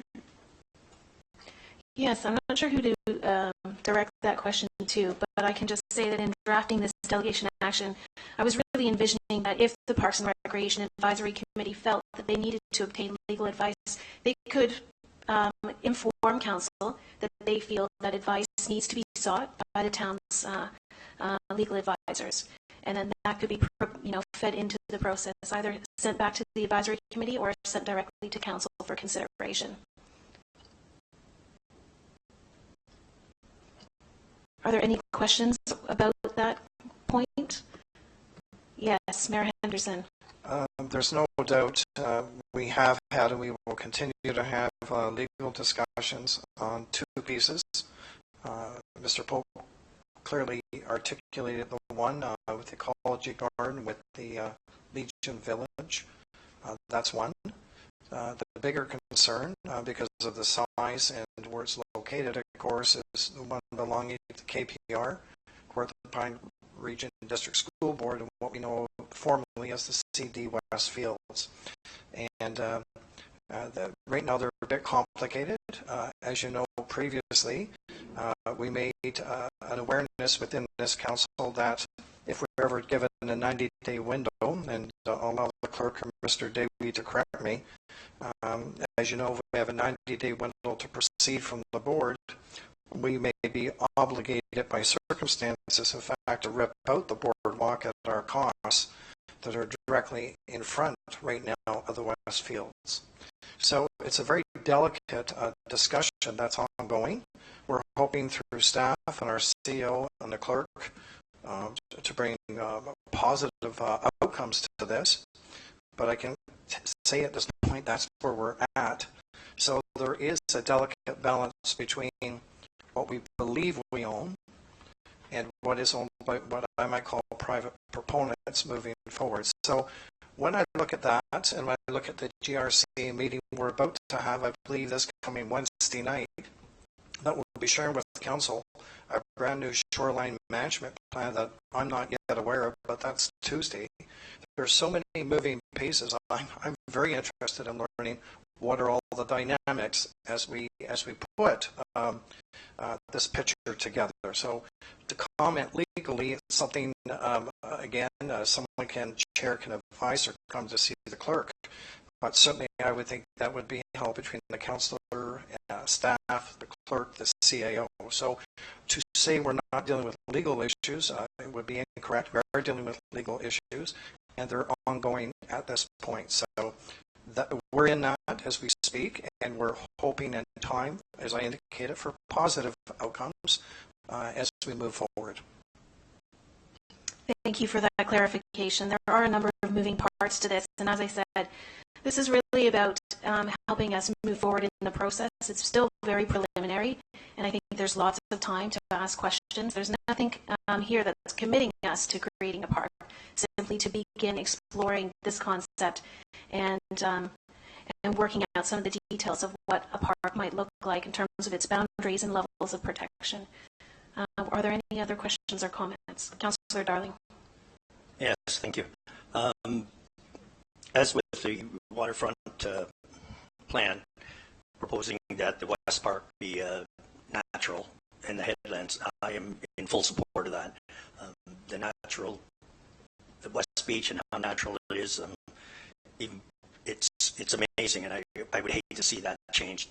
I do have concerns with designating the area from 3rd Street over to the center pier as parkland. The Waterfront Master Plan had made suggestions as far as a new marina building, maybe a joint use building for the dragon boat, yacht club, maybe a restaurant, reconfigured parking, reconfigured boat storage, and I would hate to do anything that would jeopardize any of those possible future considerations. I too love to watch the birds and the nature down there. I don't think this council or any future councils would do anything to jeopardize any of that. But as far as designating that land as park at this time, I'm not comfortable with. I concur with Councillor Bureau on a motion to defer, because I would like to have a full report from staff before I make any decision in regarding that area becoming a park. So at this time, I'm going to support a motion to defer. Okay, thank you for your comments. Are you willing to put that as an amendment onto the floor? Is that how it works to our clerk? Separate motion. Okay. So do we need to vote on that first? Yeah, through your worship and chair. In order to refer this, a motion to refer has to come forward, and it just replaces necessary motions. So nobody's put that on the floor yet. No. Then I'll motion to defer. Or refer? Refer. Well, yeah, we're going to need more time than next week. 2 months. Councillor Bureau, can you just clarify when would you like this to go? I would like come to back ask, to council.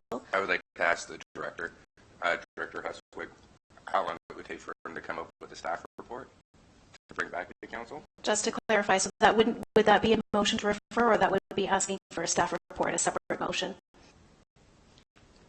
Through Chair, the motion to refer can come with a timeline.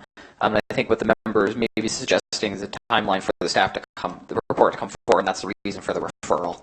Right. Usually a motion to refer usually has a date and the reason why, and I think that's what he's accompanying with clarifying with the director. So just the same motion to refer. And Director Hustwick, can you comment on that question?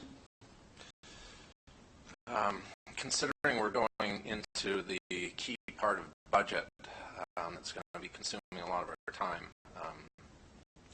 it's going to be challenging. I would say a month, but that's also conflicting with our budget schedule. I'm not sure if there's any urgency. There are certainly budget items related to the waterfront that council is going to be deliberating, but I don't think there's going to be anything that would conflict with anything related to this. I believe we had put forward for the second year some planning funds. As you know, we put forward a proposal for the first step of design work for the West Harbour based on the waterfront plan, but that was not approved by council. I believe we've included that as an option for 2020 to begin the planning process of those recommendations. But again, there's going to be a lot of capital items for budget for council's deliberations. I would feel more comfortable being able to fully assess this by after the budget process. But again, if council makes this a priority, we'll make it a priority. I'd say at least a month, but I'd certainly prefer into the new year. We also have to do, under council direction, a review of the marina safety, and I think that's due by the beginning of March. So we've got a lot of priorities. We're working towards council presentations at the end of this month for our budget, so we're going to be moving into the next round of that. I'd say a minimum of a month. I'd prefer the new year. Okay, thank you for your feedback. Can I just suggest that, as it could be several months really before staff are able to give this proper attention, that maybe for the delegation action that I've put on the floor, I suggest a change of date, so that rather than it coming back to council from the advisory committee in August 2020, we get feedback from the committee in the interim and have that feedback come back to council by March the 1st, at which time we can then ask for a staff report as well to come back to council, so that we can have some more ideas about different options. For example, park boundaries, as Councillor Darling has raised. Park boundaries are something that are very flexible, I think. We can explore a number of different options. and permitted and prohibited activities in the park. It would be quite interesting to get the Parks and Recreation Advisory Committee, excuse me, to provide us with some options again on what kind of activity would be allowed and what would be prohibited. For example, whether there would be fire pits allowed on the West Beach. So there's lots of different things that we need to examine and flesh out and consider. And I think I would like to get citizen input on that, especially if staff aren't able to bring a report in the next month or so. Are there any other questions or comments? Mayor Henderson. Almost a point of order. I thought what was on the floor was a motion to defer to a particular date to be put on the floor by Councillor Barreau. I don't think that's been dealt with. So to me, we need to deal with that first for procedure before we can do anything else. Can I get clarity from the clerk? Yes, Your Worship. The motion refers in order, and it's on the table for discussion. Okay, any comments on the motion to refer? Councillor Beattie. Thank you, Chair, and thank you for the point of order. So then following the line here is a motion to refer this motion as written. Thank you.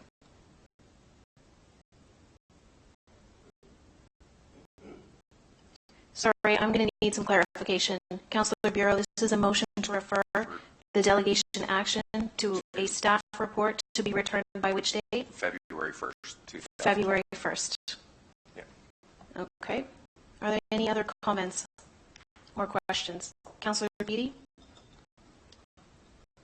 I just want to make sure, because I appreciate the spirit in which, so if someone can just explain to me if it's a motion to refer to staff report, I understand that, so that would bypass an opportunity for the Parks and Recreation Committee to provide input. Yes, thank you. I just needed to. Yes, that's right. Any other questions or comments? So I'll call the vote on the motion to refer. All in favor? Opposed? And it carries. So just to the clerk, do we need to go? Nope, that's it? Okay. Mr. Larmer, I believe we're in delegation. Number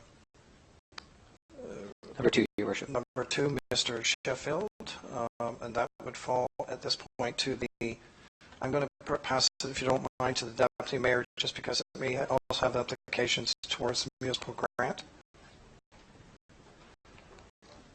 Thank you, Your Worship. The action recommended. This is a delegation from David Sheffield, Greenwood Coalition, regarding their strategy for enhanced outreach initiatives in Cobourg. The action moved by myself, the action recommended that the Council receive the delegation from David Sheffield, Greenwood Coalition, regarding their strategy for enhanced outreach initiatives in Cobourg for information purposes, and further that funding for an appropriate space in the downtown core for a once-a-week drop-in location to include $500 to $1,000 a month for program costs in addition to the space be forwarded to Council for the 2020 budget. Any questions? Councillor Beattie. Thank you, Deputy Mayor, and I appreciate the referral to budget deliberations. And I'm wondering, through you as the Chair, and again, to which staff person this would fall to, possibly the interim CEO, is there a possibility that before it's referred to budget deliberation, that Council could receive staff input on current possible spaces affiliated with the town that we could have as part of that information for our deliberation? Is that a possibility? I would, as I said to Mr. Sheffield, I would leave that up to him to do the legwork. He brought this forward to us, and he's well versed with what's available, I think. He sort of indicated that he had talked to a few store owners that have empty spaces. So I would leave that to him, and I did ask him to bring forward some more detail, some more information for the budget process. So rather than staff, I'd like to see him do that. Yes? If I may, through you to the Chair, could we have the interim CEO, Mr. Davey, provide some input to my question? I'd appreciate that. Thank you. Mr. Davies, do you have anything to say to that? I'm just not clear what the question was as far as whether there's town-owned space in the downtown core? Is that what the question was? Not that I'm aware of. Any other questions from, you look puzzled, Councillor Bureau? That's normal. Could you reread the motion? I certainly will.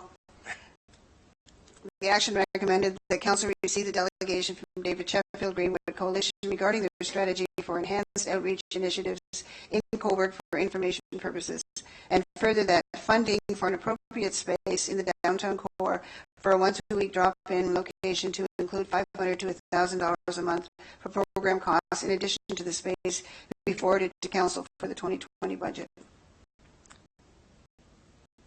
We really don't know what the end game is on this, 6 months, a year, and that's why I asked Mr. Sheffield to come forward with more concrete plans so we can actually vote on it during budget deliberations. Councillor Beattie?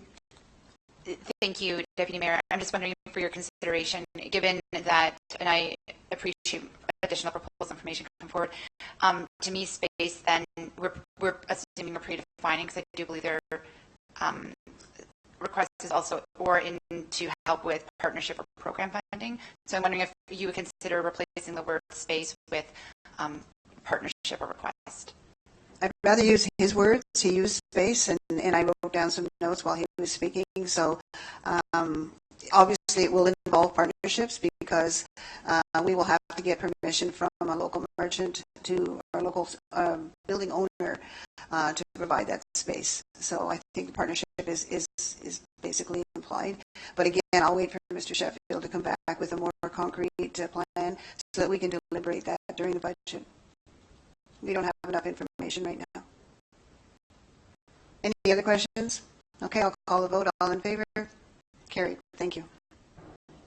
The third delegation was Leslie Murray and Mark Galonski. And again, Councillor Charlie, that would be yours.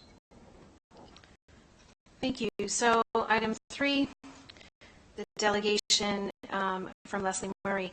So the action is that Council receive the delegation from Leslie Murray, YMCA Northumberland, for information purposes, and further that Council provide a letter of support for the YMCA Northumberland's application to the Investing in Canada Infrastructure Program as requested, and further that Council provide a financial commitment of support for the construction of a new YMCA aquatics facility in Cobourg in the amount of $100,000 per year for 5 years, beginning in 2021, for a total commitment of $500,000, only if the YMCA Northumberland's funding application to the Investing in Canada Infrastructure Program is successful. And I just want to emphasize this is something I'm putting on the floor for Council's consideration. I think I'm certainly open to suggestions, but this is essentially taking the request from the YMCA that we received and putting it on the floor for discussion. Councillor Beattie. Thank you, Councillor Charlie. And possibly a question through you to the clerk. I feel that it's important to maybe address each of these actions separately. So would that be, Mr. Lummer, would that be, sorry, through the chair to Mr. Lummer, would that be a motion to divide the two recommended actions? Just because I appreciate both have individual merit, and I'm possibly concerned that that it's a loaded motion. I personally would appreciate a motion to divide. I am, so to summarize, thank you for answering my question, and to clarify, then I would be putting a motion to divide the two recommended actions into separate motions. Okay, so we would separate, and you have it in front of you, the last paragraph would be a separate delegation action. Correct, thank you. Okay, so just concerning the first two paragraphs, I'll just read it again for clarity. If we discuss that, do we need to vote on the motion to divide to the clerk? Yes. Any questions or comments, and I'll call the vote on that? No? Okay, so I'll call the vote on the motion to divide. All in favor? And it's carried. So are there any questions or comments on the first two paragraphs of the motion? Councillor Bureau? I agree. I met with the charities from the YMCA, and I'm fully in support of the town writing a letter in support of their grant, for sure. Okay, thank you. Mayor Henderson. Yes, in the first part of the motion, I feel it's critical for council to continue its support verbally for the Y programs.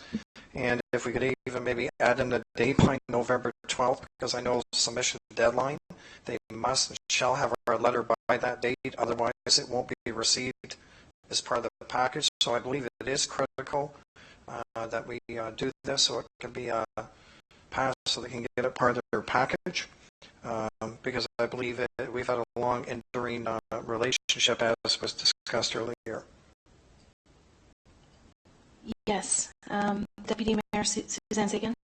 Just to point to the clerk, our meeting that would normally ratify this at council is actually on the 12th of November. So if they are to get that in before closing time on the 12th of November, which I'm assuming is 5 o'clock, we will not make that because we will not ratify that until a week from tonight, a week from tomorrow night. Mr. Clerk, how do we handle this?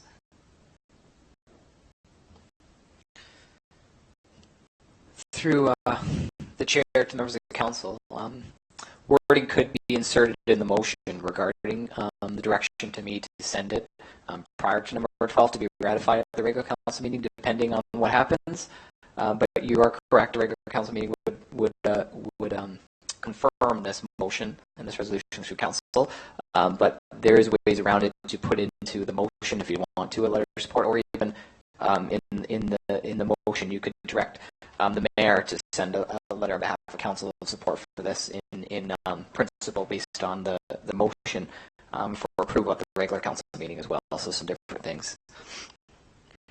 Okay, thank you, Mr. Larmark. If I just read some amended wording, can you just provide some feedback on whether it's appropriate? If the second paragraph were to read further that council provide a letter of support to be supplied prior to November 12th for the YMCA Northumberland's application to the Investing in Canada Infrastructure Program as requested. Is that appropriate? Okay, thank you. Are there any other questions or comments? Yes, Councillor Beattie. I would almost suggest possibly that instead of November 12th, the date's November 9th, considering that the applicant would need time to package up their additional documentation, upload everything onto the grant database.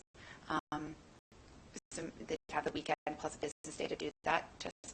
And given in mind that half day is Remembrance Day, and if they had any problems with the government departments, they will be closed. So November 9th might be more favorable to the applicant rather than relying going into early next business week. Thank you. It's a good suggestion. November 9th is a Saturday. Can I then suggest November 8th? All right. And if that's all right with members of the council, I'll make that change to the wording. So it would be November 8th. Are there any other questions or comments before we take the vote? No. So just to clarify again, it would be that further that council provide a letter of support to be supplied prior to November 8th for the YMCA Northumberland's application to the Investing in Canada Infrastructure Program as requested. All in favor? It's carried. And just on to the second half of that delegation action, and I'll read it out loud, that council provide a financial commitment of support for the construction of a new YMCA aquatics facility in Cobourg in the amount of $100,000 per year for 5 years beginning in 2021 for a total commitment of $500,000 only if the YMCA Northumberland's funding application to the Investing in Canada Infrastructure Program is successful. Questions or comments? Mayor Henderson? Thank you. I first want to start by saying, yes, we've had a very long, enduring, positive relationship over many years. We've always been a partner in many significant builds that contribute to the overall community, including the YMCA. However, I have 2 points of concern. Number one, I'd like to know what is our midpoint that we provide in past to other organizations, because the value here before me certainly, I believe, exceeds that value.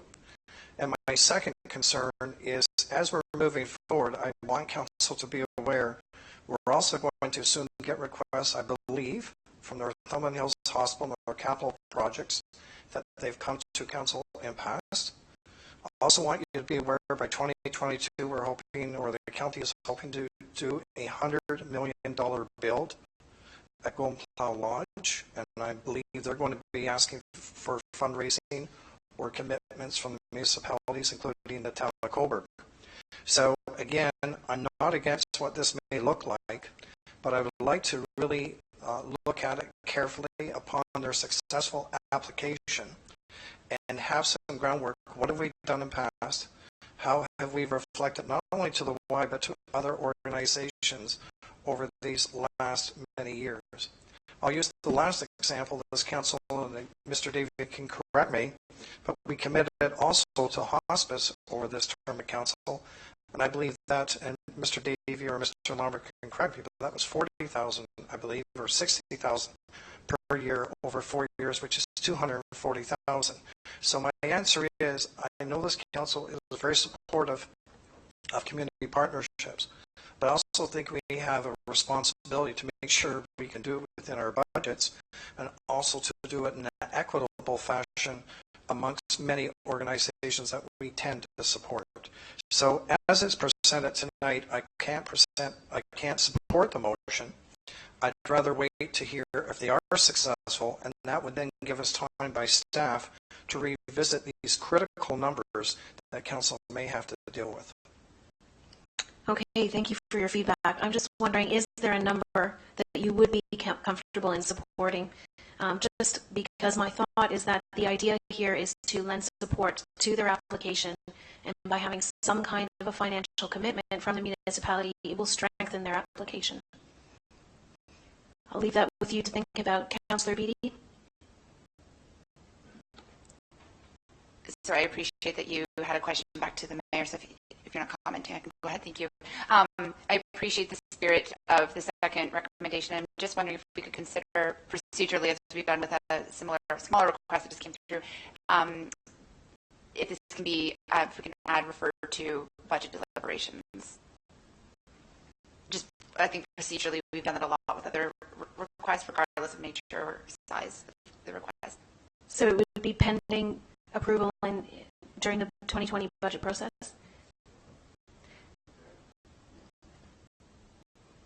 Yeah, my only concern is that the reason for this is to lend support to the application. So I think we would need to have some kind of a commitment at this stage, just in terms of the timelines. Do you have a follow-up? And I apologize if I misinterpreted it differently. My debriefings with the YMCA. I don't think their application is, correct me if I'm wrong, is their ICIP application from November 12th conditional based on us demonstrating support? Are they putting that $500,000 commitment in their application? Is that a minimum requirement for their application? That's an excellent question. It wasn't my understanding that it was a requirement, but it is my understanding that the Investing in Canada Infrastructure Program is highly competitive. Maybe we'll put some more thought into that. It's a fair point. Councillor Bureau. Yeah, this is a pretty large number, and to make an accurate decision within 5 minutes, I don't think is the right move at all to be responsible. I think we need more information on the past, and we need to know, we don't even know what our budget is this year. We've got a huge waterfront issue that we're going to be paying for. We got so many different things coming up. I don't know how we could possibly make a decision or a commitment in tonight on this. Sorry. Councillor Darling? Yes, thank you. It's my understanding in the request from YMCA that there was no amount of money at the time the agenda was put together, and that in just talking with others that this was a last-minute addition by the YMCA. I too feel it's a large ask, and we need time to think about it.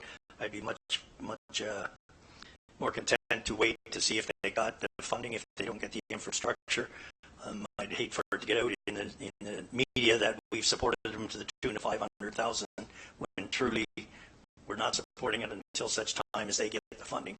If they get the 73% funding they're requesting, then I have no problem at looking at a funding line a little later on. Okay, thank you for your feedback. Yeah, Deputy Mayor Seguin, and then we'll go to Councillor Burkett. Just a final word on that. To your point, Councillor Darling, when I was speaking with MPP David Piccini at the hospital announcement a couple days ago, and we mentioned the fact that Cobourg is putting together 2 applications for this funding, and I also mentioned he was aware of the YMCA funding as well coming forward. And the first question he asked the YMCA was, does the Town of Cobourg have any financial skin in the game, so to speak? And he said most of the projects being supported, because it's going to be grossly oversubscribed, is partnerships, people that are working together. And if you look at the information, that at one time the memorandum of understanding had $1 million in there between the town, and I mean that was asked for by the Y. It never happened, but I doubt this will happen.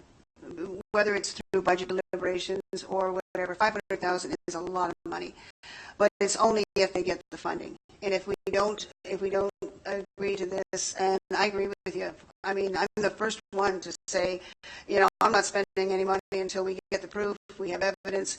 But I was basically told that, until if the town, yeah, we can put a letter of support. That's great. Carries very little weight. Real numbers carry weight. So, it's up to, this isn't until 2021 anyway. We wouldn't have anything in our budget until 2021, and only if they got the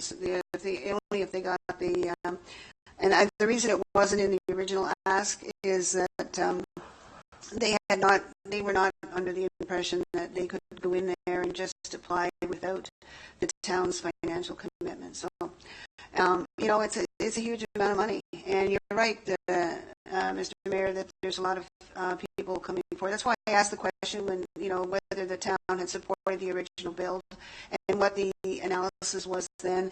We don't really have a clear picture of what the towns contributed then. I'm guessing most municipalities do work in cooperation with their Ys, and certainly if it had to come to fruition at the CCC, we would have been involved in it as well.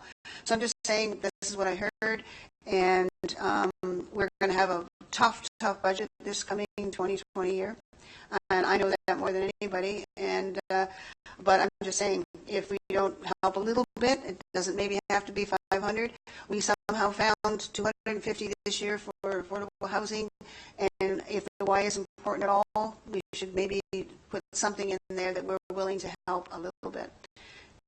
That's all if not, that's fine. We'll do the letter of recommendation. Councillor Burkett. I would have to echo the Deputy Mayor's comments there. It is my understanding as well that the applications are a lot stronger if the municipality has something in the game other than a letter of support. And I don't know if we have to have a number attached to that, and that's what I'm unclear of, or whether it's we will do some form of financial commitment. The other thing I would really like to see if they were successful is, as the hospice did, they went to the other municipalities. They just didn't come to Cobourg, because we know there's probably individuals that come from Hamilton Township, A&H, and possibly Port Hope to use this facility. I know individuals may not come from Brighton or Trent Hills area, because Brighton has a YMCA as well. So I would like to see that further conversation later if they were successful. But I do think we need to make some form of financial commitment to this other than just a letter of recommendation. I think it's very key. Thank you for that feedback. Mayor Henderson? Again, I'm not going to repeat myself, but I am concerned that this came in tonight only. Wasn't here prior to us at any stage. Please remember, we also put in our own application to Canada Infrastructure, right? East Pier and the accessories for $10.6 million. We also put in Victoria Square for 1.6. So I'm saying if we do too many commitments, are we jeopardizing even the funds that we're putting forward? Because if the ministry reads, well, we can support whatever the amount is, well, why can't you support more of your own infrastructure that you've asked us to support in the funds going forward? To me, there are other ways, once we find out they are successful, if they happen to be successful, and I hope they will be, then we can come in with a level support based on proper budget, proper forecasting, proper estimation over time. As you know, with the Habitat for Humanity, we didn't always give cash, but we used planning development elements at our disposal to ensure we supported them on a 50-50 cost share in different permits in different ways. And possibly this could be done by this council if and when they come forward with their build. So to me, there are many ways to give support. But I'm a bit dismayed that I've only heard of this figure tonight, and yet we knew Canada Infrastructure funding was out starting when we started our term. So again, I will support a future partnership. I'll be loyal to the Y with a respectful financial attitude going forward, a responsible one to other organizations, but I will not be able to support any amount tonight financially. I'm sorry, wrong timing. Okay, thank you. Councillor Darling, and then Councillor Beattie. Yes, I'm in the same boat. I read the agenda and all the information brought forward, but was quite shocked to hear at the last of the presentation, oh, by the way, can you give us $500,000? If the financial support was so required, I think they should have done their due diligence and put that in the report, that it's a necessity for strengthening that for the report. But to have that dropped on us without having any prior knowledge, I'm just not comfortable in putting an amount down at this time. Okay, thank you. Councillor Beattie. Thank you, Councillor Turley. And just my closing comments on this, I fundamentally have to endorse what the mayor is saying, followed by Councillor Darling. And I just want to make sure that we as councillors are also considering a few other things. We talk a lot about treating these applications and requests for support with equity. We have another proponent that was asking for an ICIP support, a significant less amount, and we were concerned that $90,000 would jeopardize our current applications. Coming from a fundraising background and being in a position of asking municipalities for support, we don't even know the outcomes of the feasibility study if this community can even support a significant capital campaign like that. So I think that's another key piece of data that informs a budget number. We were just concerned that supporting $500 or $1,000 a month, we're referring that to budget deliberation on the donation of space or $750 in startup costs. And we want more information on that, but we're not asking for more information on a request of $100,000 for 5 years. And we talk about equity. I just ask councillors to consider the message that we share to other applicants and that we treat them all the same. I fully support a larger project and the need for the Y, and to the mayor's point, we'll support the spirit of future partnerships in that depth. But I have to stick to my procedural guns and merit on this, and I do believe that this requires A, more information, more time, and B, budget deliberation at a minimum. Thank you for the time. Okay, thank you for your comments. Are there any other comments? I would just say, personally, I think that, yes, the timelines are tight. Yes, it's a bit unorthodox for us to have to make a big decision, but such is the process when you're putting in a funding application to this is a unique opportunity, investing in Canada Infrastructure Program. If we're ever going to get a new aquatics facility off the ground, get that project moving forward, we're going to have to, I think, take a bold stand and make a strong investment in the project and lend our support. And I see this as really an opportunity to try and make that happen. So I would be in support of it, but I'm going to call the vote on the final paragraph. All in favor? Opposed? And it's defeated.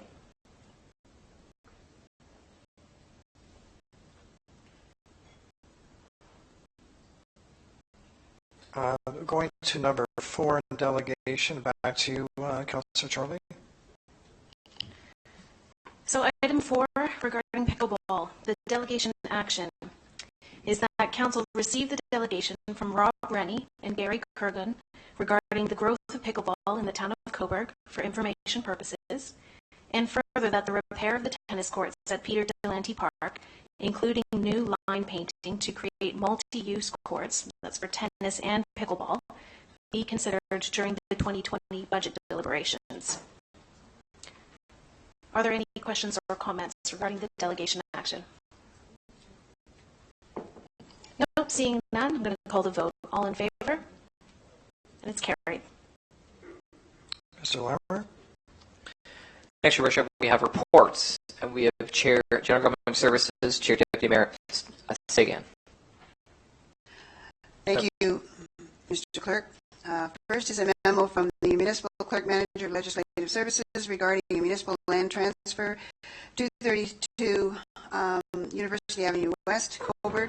Action recommended that Council receive the report for information purposes, and further that Council authorize and endorse the preparation of a bylaw to be presented to Council for adoption at a regular Council meeting to authorize the Mayor and Municipal Clerk to transfer Part 1139R-849 to Suzanne Marie Gibb, property owner at 232 University Avenue West, Cobourg. Any questions from members of Council? Seeing none, I'll call the vote. All in favor? Carried.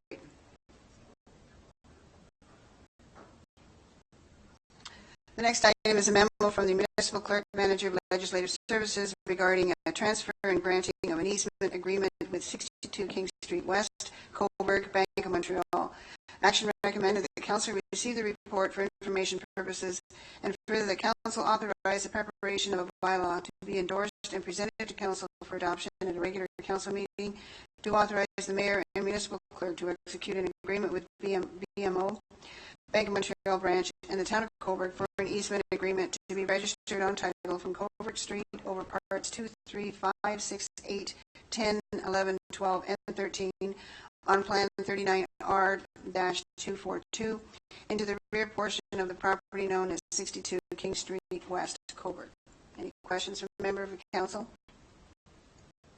Seeing none, I'll call the vote. All in favor? Carried. Opposed? Okay. Number 3 is a memo from the licensing officer regarding Valentine's Day promotion for the Town of Cobourg civil marriage ceremony services. Action recommended that Council authorize the reduction of fees for civil marriage ceremonies from $300 to $140 for ceremonies occurring on Friday, February 14th, 2020, Valentine's Day, and further that Council authorize the Legislative Services Department to waive the fee for one civil marriage ceremony on February 14th, 2020, following a social media giveaway executed by the Communications Department. Any questions from members of Council? Seeing none, I'll call the vote. All in favor? Motion is carried. And the final item under General Government is a memo from the Municipal Clerk Manager of Legislative Services regarding an exemption request for the Mayor of the Day program. Action recommended that the Council receive the report for information purposes, and further that Council accept and approve the applications submitted from Rowan Tardwick, grade 5 student from CR Gummel, for the Mayor of the Day program, and permit an exemption to the requirements of grade 7 to grade 12 student eligibility, and further that the Mayor of the Day program be held on November the 12th, 2019, and further that the Council directs staff to maintain the Mayor of the Day program webpage on cobourg.ca and allow for the receipt of applications yearly for the 2020 Mayor of the Day program. Any questions from members of Council? Mayor Henderson.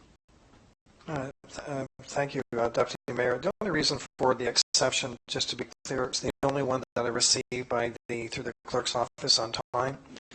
and you can see the criteria 7 to 12, but I felt if a student went to this extent, I'm asking for your consideration. I think it's an honorable request, so that's why it's before you. The questions from members of council? Councillor Beattie? Thank you. Possibly through you, Chair, to the clerk, is any observation or general guesstimate as to why only the one, I was just surprised that only one application through the whole program, especially given the 3 civics classes that I've had here in a month and a half alone and promoting it that way. I was just really, I was just kind of shocked by the lack of applications. Mr. Clerk, you have anything to say about that? I mean, last year, any idea how many we got? 2? So we're right on trend here. So through you, Chair and Member of Council. So typically, Mayor for the Day program has run on October, and during October, which is Local Government Week, which is put on by the Municipal Affairs and Housing and part of the AMCTO program. And I think what's happening is that it's at the start of the school year for both the primary and secondary schools. So they're starting the routines, they're starting new clubs, there's programs happening. So I think that the reason could be just there's so much going on at the start of the year. So that's why staff's recommending that we do this yearly, and we maybe promote it every so often on our social media and website pages to do it yearly rather than at September and at October. The only other addition I can think of is that we really formalize the process now. There's standard procedures and policies. It's been approved by council officially. So that took a little bit of time to get it through. So that could be 2 points why, but I believe that consistently we've received between 1 and 5 applications. But I think we should dramatically see an increase in this process. And the clerk's department will be sending some letters out on occasion to these these secondary primary schools just to see if we get the word out. Mayor Henderson? And if I can add to that through you, Councillor Beattie, I want to give credit to Tony Gallia, our executive assistant, who went beyond. She ensured a follow-up, went to every school. She made personal phone calls. We didn't get any responses. She even went to individuals in the community who worked with youth and phoned them directly and said, would you have an interest? This is where you would find it. That was done over a whole month period prior to. So my thanks to Tony to going to that extra mile, but I concur with the clerk with the final phrase of all year long. Perhaps we'll get a better response. If I can also comment, our own mayor was acclaimed, so one application fits, right? Okay. Any other comments from anyone on council? All right, I'll call the vote. All in favor? Motion is carried. Mr. Lermer? Next, your worship, on reports, we have Planning and Development Services. We have Chair Councillor Beattie. Thank you, Mr. Larmer. So this is a response to a public meeting held this evening, November 4th, 2019, regarding the proposed zoning bylaw amendment for the De Palma lands. And the action recommended is that Council endorse the comments of the Planning Department, acknowledge the motion of support from the Planning and Development Advisory Committee, and authorize preparation of the necessary amendments to the zoning bylaw 85-2003 for the property known municipally as part of the De Palma lands for a 0.751 hectare of land, parcel generally south of Highway 401, west of De Palma Drive, east of the municipal boundary, and north of Elgin Street West, known municipally as part of the as part of the De Palma lands to permit a 5,060 meter squared 4-story hotel use on the subject lands. Any questions or comments from council? Seeing none, all in favor? Carried. Thank you. Mr. Lermer? Next, your worship, on the reports, we have Public Works Services, and we have Chair Councillor Darling. Thank you, Mr. Clerk. I have a memo from the Secretary of the Transportation Advisory Committee regarding the purchasing and installation of bicycle racks in the Town of Cobourg. Action recommended that Council endorse the comments of the Transportation Advisory Committee and purchase 10 bicycle racks from the 2019 Active Transportation Capital Budget item at the cost of $791 plus HST per item totaling $8,338.30 to be installed by Public Works at a billable amount of $500, making a final total of $9,483.30. And further, that council authorized the bicycle racks to be procured over the winter to be installed in the spring of 2020 at locations of Farmers Market, 2 racks totaling 10 hangers, Coverdale Tennis Club, Post Office on Queen Street, Cobourg Beach, East and West Promenade, the soccer fields at CCC in Donegan Park, and Legion Fields. Any questions in regard? Deputy Mayor? Just when I saw this on the agenda this evening, I did go into the capital budget for transportation, and we did approve $20,000, so this is well within the approved amount. So I really applaud the Transportation Advisory Committee for adding more bicycle racks, so there's more places for bicycles to be parked. So thank you. Any further questions?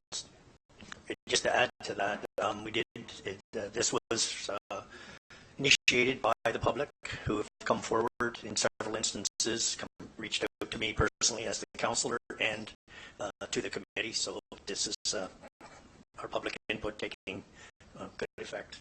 Any further questions? I'll call the vote. All in favor? Carried. Next, I have a memo from the manager of roads and sewers regarding the awarding of the 2019 wheel loader tender CO-19-22 PWD. The action recommended that council approve the awarding of the 2019 demo wheel loader tender to Strongco Limited Partnership in the amount of $172,000 plus non-refundable HST for a total of $175,027.20 to be funded from the approved Public Works 2019 capital budget CO-19-22 PWD. Any questions in regard to this issue?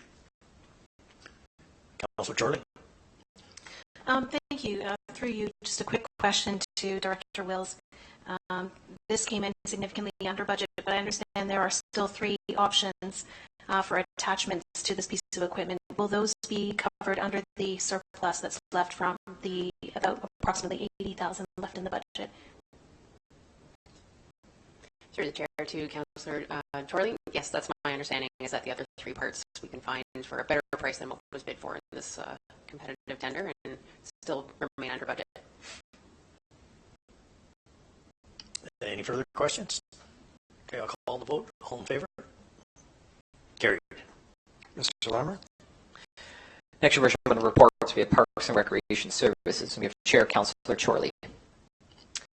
Item 1 is a memo from the Secretary of the Parks and Recreation Advisory Committee regarding the proposal of a natural heritage waterfront park. The action recommended is that Council receive the memo for information purposes. Any questions or comments? All in favor? It's carried. And item 2, memo from the Deputy Director of Community Services regarding the adult fitness park and equipment for the Town of Cobourg. The action recommended is that Council receive the report for information purposes, and further that Council consider outdoor fitness equipment during the 2020 budget deliberations as previously directed. Any comments from members of Council? Seeing none, all in favor? Opposed? And it's carried. Mr. Lammer? Next, your worship, on the reports, we have Protection Services, and we have Chair Councillor Burkett. I have a memo from the Secretary of the Accessibility Advisory Committee regarding the Elgin at Courthouse Road transit stop. The action recommended that Council endorse the comments of the Accessibility Advisory Committee to improve the Elgin at Courthouse Road transit stop to be accessible. Are there any questions from members of Council? Deputy Mayor? Is there a date or an amount of funding required for this, Councillor Burkett? It's my understanding that the Director is going to look into this. It's an operational piece, and there are some moving pieces at play with this, so she's going to come back to us and advise us if there's anything that's going to hinder us in doing this, but it's more of an operational thing, and I believe there was an incident, I guess, that drove this to come forward. Would the Director like to comment on this? Through the chair to Councillor Burkett. Yes, if you wouldn't mind, I could come back with the verbal report at the next council meeting and just to confirm what we can do and when with this stop, as I need to talk to the county. It's on Elgin Street is their property, and it's also the county's building on that corner, and just so we can find the best spot for this pad, and if we're able to do it this year, just because we're getting into cold weather and concrete work's not the greatest mix, but yes, I will come back with the verbal report next week. Any other questions from members of council? Seeing none, I'll call the vote. All those in favor? Opposed, if any? It's carried. Mr. Larmer? Next, Your Worship, the unfinished business items are listed on the agenda, and there's a closed session tonight. There's no comments on unfinished business. Deputy Mayor? Sorry, I see a hand up from Councillor Torley. Thank you. Just a question through to the CAO. I'm just wondering if, for the benefit of the public and for council, you could provide us with a quick update on when we can expect the two outstanding items that are due November 4th. And one is regarding the banning or phasing out of bottled water in municipal facilities, and the other one is regarding the public comment and complaint policy. Yes, through you. The question, the first one about the bottled water, that's on my plate, and we will have that for the next round, which will be November 25th. And the complaint policy is going to general government tomorrow, so assuming that there's no issues there, that should be also available for November 25th as well.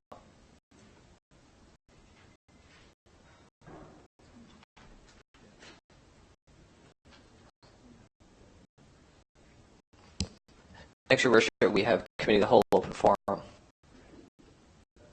Deputy Mayor? Oh, sorry. I'm jumping again. Open forum, anybody from the gallery that come to the diocese or members of the media? Gigi, welcome. Thank you, Your Worship. Gigi Ludorf Weaver, 703 Carlisle Street, Cobourg, Ontario. I'm here somewhat disappointed not to have seen movement on the motion that was made on July 22nd. And of course, that concerns the bottled water issue. So in my notes, it was to be referred with regards to cost. And I have it in my notes as well that Director Hustwick was speculating that it would cost $5,000. This is the water filling station, sorry. $5,000 for the water filling station, and then another $5,000 for installation, which would mean that each water filling station would cost approximately $10,000, which is kind of crazy. So my colleague Petra and I no longer sit on the Sustainability and Climate Change Advisory Committee, but we have certainly researched it, and it's certainly not $10,000. So I believe that Director Davey is exploring the cost. Am I correct in that assumption? Mr. Davey, can you respond at all? Yes, what I will do is go back and review the motion and just make sure that the report that comes back on the 25th covers both the bottled water sales and also the water filling station. I know that we've completed the installation recently in recent years of a couple of them in Victoria Hall. We've also just recently quoted to have one installed at Venture 13 as well. So we certainly do have some recent costing for sure. Thank you. Director Hustwick, I believe you have a comment as well.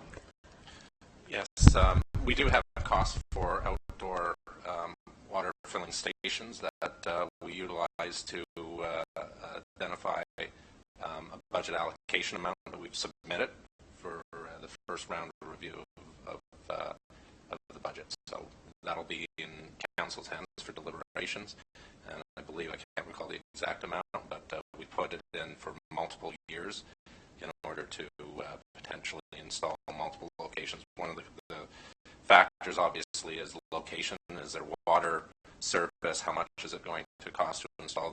The installation often is more expensive than the actual equipment, but these have to be vandal-proof, and they are quite expensive from what we've been provided from manufacturers. Okay, thank you. Thank you. Thank you. Any other comments from members of the media? Any other members of the gallery? Seeing none, I will go directly now to Deputy Mayor for a closed session. Thank you, Your Worship. The council meeting closed session in accordance with Section 239 of the Municipal Act 2001 regarding S 239-2I, a trade secret or scientific, technical, commercial, financial, or labor relations information supplied in confidence to the municipality or local board, which if disclosed could reasonably be expected to prejudice significantly the competitive position or interfere significantly with the contractual or other negotiations of a person, a group of persons, or organization. 1. Advancements coming on the policing / Venture 13 accelerator. Discussion? Hearing none, all in favor? Carried.